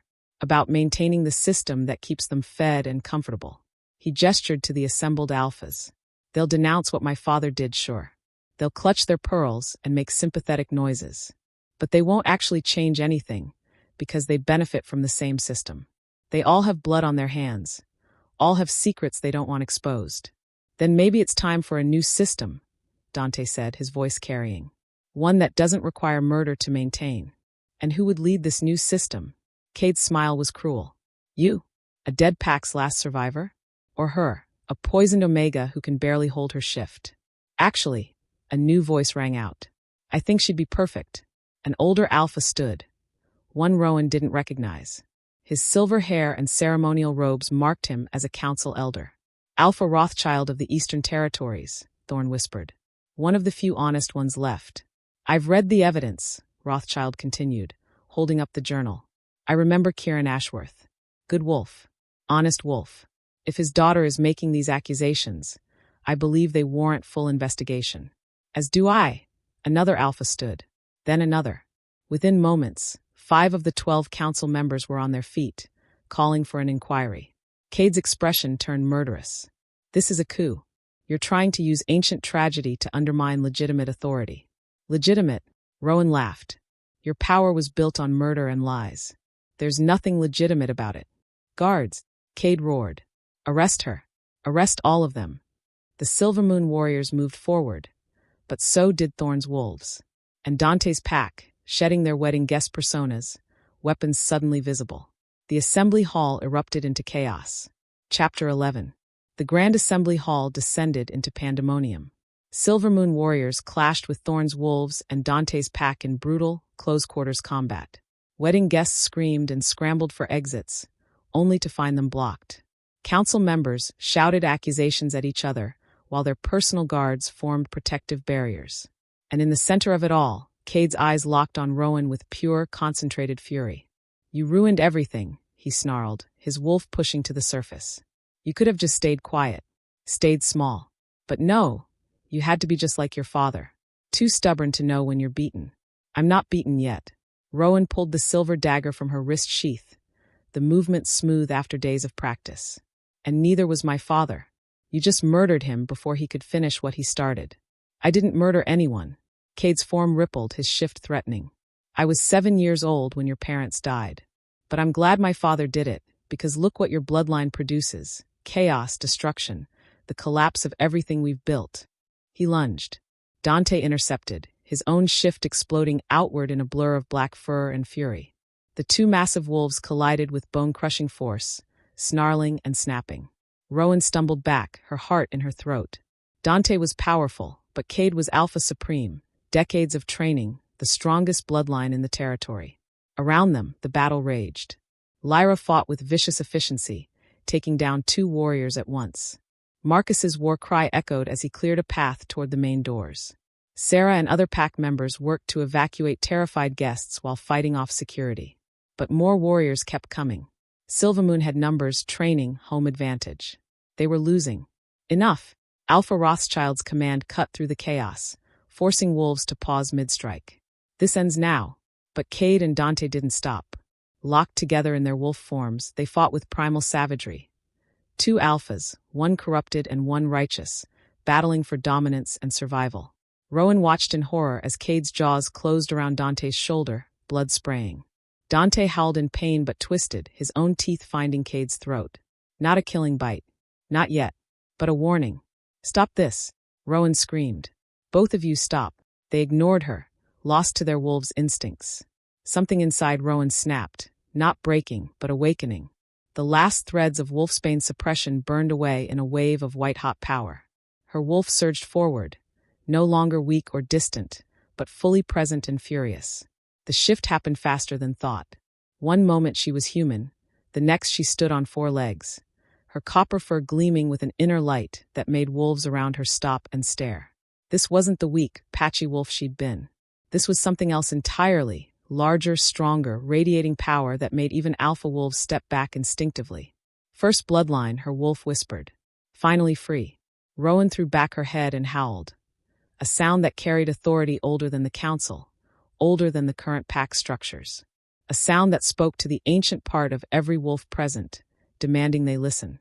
Cade and Dante separated, both turning to stare at her. The entire assembly hall fell silent. Rowan shifted back to human form, the transition smooth and painless for the first time in her life. Power thrummed through her veins, intoxicating and terrifying. This is what my father died for, she said, her voice carrying to every corner of the hall. This is what your father feared, Cade. Not evidence of corruption or political scandal. He feared that one day, I would stop being the weak, poisoned child he'd created and become what I was always meant to be. She gestured to the assembled wolves, fighters frozen mid-battle, council members watching with varying expressions of shock and awe, alphas reassessing everything they thought they knew. The first bloodline wasn't just about power. It was about responsibility, about leading with honor instead of fear, with truth instead of manipulation. My parents tried to restore that. Your father killed them to prevent it. Cade shifted back, bleeding and furious. Beautiful speech. Doesn't change the fact that you're outnumbered, outmatched. Is she? Alpha Rothschild interrupted. Because from where I'm standing, every wolf with ancient blood is feeling what I'm feeling right now, recognition.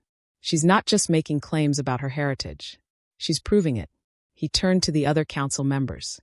The first bloodline carried markers we all learned about as cubs. The crescent birthmark. The ability to shift faster than normal wolves. And this, he gestured to Rowan.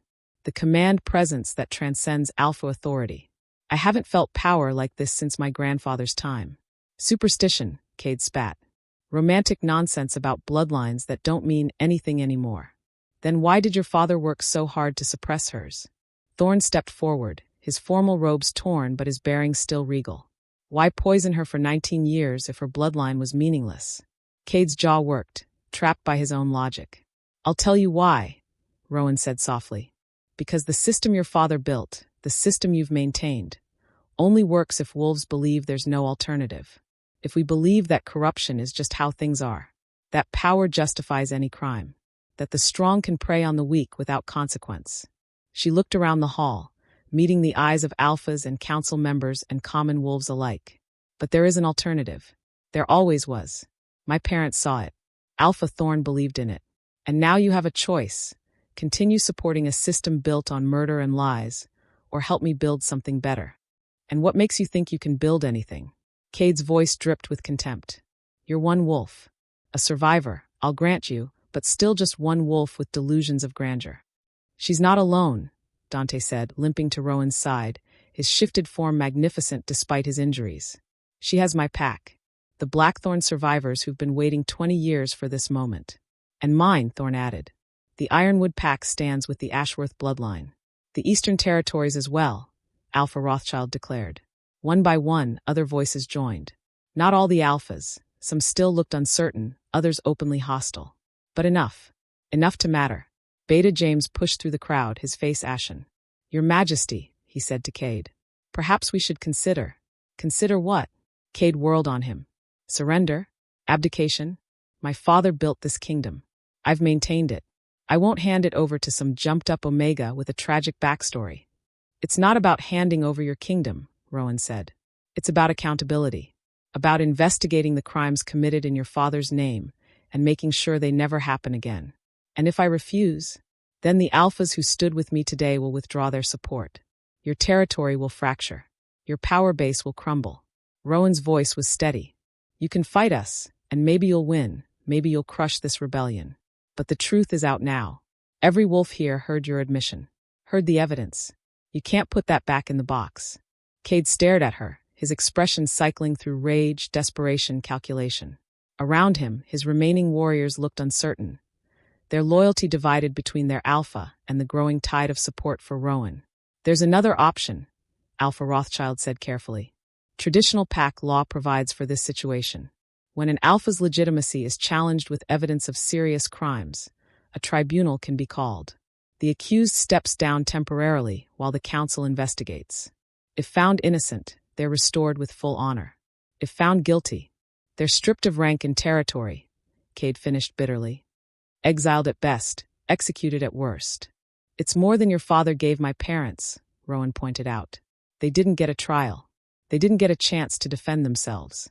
The silence stretched, taut as a bowstring. Finally, Cade's shoulders sagged. Just slightly, just enough to show defeat. Fine, he said quietly. Call your tribunal. Investigate everything. But know this, his eyes burned into Rowan's. Even if you prove my father's guilt, even if you dismantle everything he built, you'll never be able to rule what's left. You're too soft, too idealistic, too much like your father. Maybe, Rowan agreed. But I'd rather be like him and fail than be like yours and succeed. The aftermath took hours. Council members argued about protocols and procedures. Alphas negotiated territories and alliances. The Silvermoon warriors, leaderless with Cade under house arrest pending the tribunal, grudgingly accepted Alpha Rothschild as temporary administrator. Rowan stood on a balcony overlooking the assembly hall, watching the chaos she'd created, feeling the weight of what came next. You did it, Dante said, joining her. His wounds had been treated, bandaged. He'd heal, wolves always did. You actually did it. I started it, Rowan corrected. The rest is going to take years. Investigations, trials, reforming the council, rebuilding trust. and there's no guarantee any of it will work. No, Dante agreed. But it's a chance. That's more than we had a week ago. A week. Had it really only been a week since the night she'd run from Cade's engagement ball? Since she'd met Dante and learned her entire life was a lie? It felt like a lifetime. What happens now? She asked. With us, I mean. The revolution started. The mate bond is still incomplete, Dante finished. He moved closer, his hand finding hers. But we survived. We're both alive, both whole. That's what matters. Is it enough? For now. He tilted her face up to his. We don't have to complete the bond tonight, Rowan. We don't have to rush anything. For the first time since we met, we actually have time. Time, Rowan repeated, testing the word. It felt foreign, impossible. What do we do with time? Learn about each other. Build something real instead of just surviving together. His thumb traced her cheekbone. Court you properly, maybe. Take you on actual dates instead of just running from assassins. Rowan laughed, the sound breaking free unexpectedly. Dates. How normal. You deserve normal. After everything. I don't want normal, Rowan interrupted. I want you. I want this, messy and complicated and terrifying as it is. I want to build this new world together. Even knowing it might fail. Even knowing we might fail. Especially knowing that. She rose on her toes, pressing her lips to his. Because failing while trying to do something good is better than succeeding at something corrupt. The kiss deepened, the mate bond singing between them. Still incomplete, still waiting, but no longer desperate. Now it was just present. A promise of what could be, when they were ready. When they finally pulled apart, the assembly hall below had mostly cleared. A new day was dawning, literally and figuratively. Come on, Dante said, taking her hand. Lyra's coordinating with Thorn's pack. We should help. Always more work, Rowan sighed, but she was smiling. They turned to go, but a voice stopped them. Rowan. Cade stood in the doorway, flanked by guards but not restrained. His formal robes were torn and bloodstained, his face haggard. Can we talk? He asked. Alone. Dante growled low in his throat, but Rowan squeezed his hand. It's okay. I'll be fine. I'm not leaving you alone with him. Then stay. But let him speak. Cade stepped onto the balcony, his guards remaining in the doorway. For a long moment, he just looked at Rowan, his expression unreadable. I didn't know, he said finally. About the poisoning. About Margaret. I didn't order any of that. But you knew about my parents, Rowan said. You knew what your father did. I suspected. Cade's voice was rough. Growing up, I overheard things. Pieces of conversations. By the time I was old enough to understand, my father was dying. He told me everything on his deathbed. What he'd done, why he'd done it. Made me promise to maintain what he'd built. And you did. I tried. Cade laughed bitterly. I thought I was protecting the pack. Maintaining stability. I told myself that what happened to your family was tragic, but necessary. Ancient history that didn't matter anymore. It mattered to me. I know. I see that now. He met her eyes. For what it's worth, I never wanted you dead, Rowan. Beta James and the old council members. They were operating on their own initiative, using my father's old protocols. When I found out about the assassination attempt, about Margaret, I was going to stop it. I was going to protect you. By marrying Vivian and solidifying your power? By removing the old guard who saw you as a threat? By creating a position for you in my administration where you'd be safe, valued? His voice cracked slightly. By keeping you close, even if I couldn't claim you. Rowan stared at him, trying to reconcile this with everything she'd learned. You're saying you cared about me? I loved you. The admission came out raw, painful. Since we were children. But I was Alpha Supreme, and you were too good for what my life required. Too honest. Too kind. Claiming you would have destroyed you. So you were going to marry someone else while keeping me as what? A comfortable mistress? A political advisor? I was trying to protect you. Cade's voice rose. My world, the one my father built, is vicious and corrupt and cruel. I didn't want that touching you. Didn't want you becoming like me. Then you should have helped me change it, Rowan said softly. Instead of trying to protect me from it. Cade was quiet for a long moment. You're right. I see that now. Too late, but I see it. He turned to leave, then stopped. The tribunal will probably find me guilty. I won't fight it. The evidence is clear, and I'm tired of defending the indefensible. But before I'm exiled or executed or whatever they decide, I want you to know something. What? You're going to be a better leader than I ever was, than my father ever was, because you actually believe in the things you're fighting for." He smiled sadly. "Your parents would be proud." Then he was gone, escorted away by guards who would ensure he didn't interfere with the investigation. Rowan stood frozen, processing everything he'd said. "Do you believe him?" Dante asked quietly. "I don't know. Maybe some of it. Maybe he really did care, in his own twisted way." She leaned against Dante, exhausted. "But caring isn't enough when you're still supporting a system that destroys lives." "No," Dante agreed. "It's not." They stood together as the sun rose fully, painting the world in shades of gold and promise. Below, wolves were already starting the work of rebuilding, forming committees, establishing protocols, reaching out to packs that had suffered under the old regime. It would take years, maybe decades, and there would be setbacks, failures, wolves who clung to the old ways. But for the first time in 20 years, there was hope. Real, tangible hope that things could be better. 6 months later. The tribunal had taken 3 months. In the end, Cade was found guilty as an accessory to his father's crimes. Not for ordering them, but for maintaining the corrupt system and failing to seek justice for the victims. He was stripped of his alpha status and exiled to the far northern territories, forbidden from holding power for the rest of his life. Beta James and several old council members received harsher sentences for their direct involvement in Margaret's death and the attempted assassination of Rowan. The Silvermoon territory was divided, some going to Rowan as the rightful heir of the Ashworth line, the rest administered by a coalition of reformed council members until proper leadership could be established. It was messy. It was complicated. It was exactly the kind of difficult, painful work that real change required. And Rowan was exhausted. "You need a break," Lyra said, finding her in what had become Rowan's office, a room in the rebuilt Ashworth Pack house, on land that had once belonged to her parents. "You've been working 18-hour days for months. There's so much to do. There will always be more to do." Lyra pulled the paperwork from Rowan's hands. "Which is why you need to pace yourself. You're no good to anyone if you collapse from exhaustion." "Fine." Rowan stood, stretching muscles that ached from too many hours hunched over documents. "What do you suggest?" "I suggest you go see your mate, who's been very patiently waiting for you to remember he exists." Guilt flooded through Rowan. Dante had been so supportive these past months, helping with the reconstruction efforts, never complaining about the time she spent on council business instead of with him. But they still hadn't completed the bond. Too much work, too much stress, never the right time. "Where is he?" "The old oak clearing. He said if you finally decided to take a break, you'd know where to find him."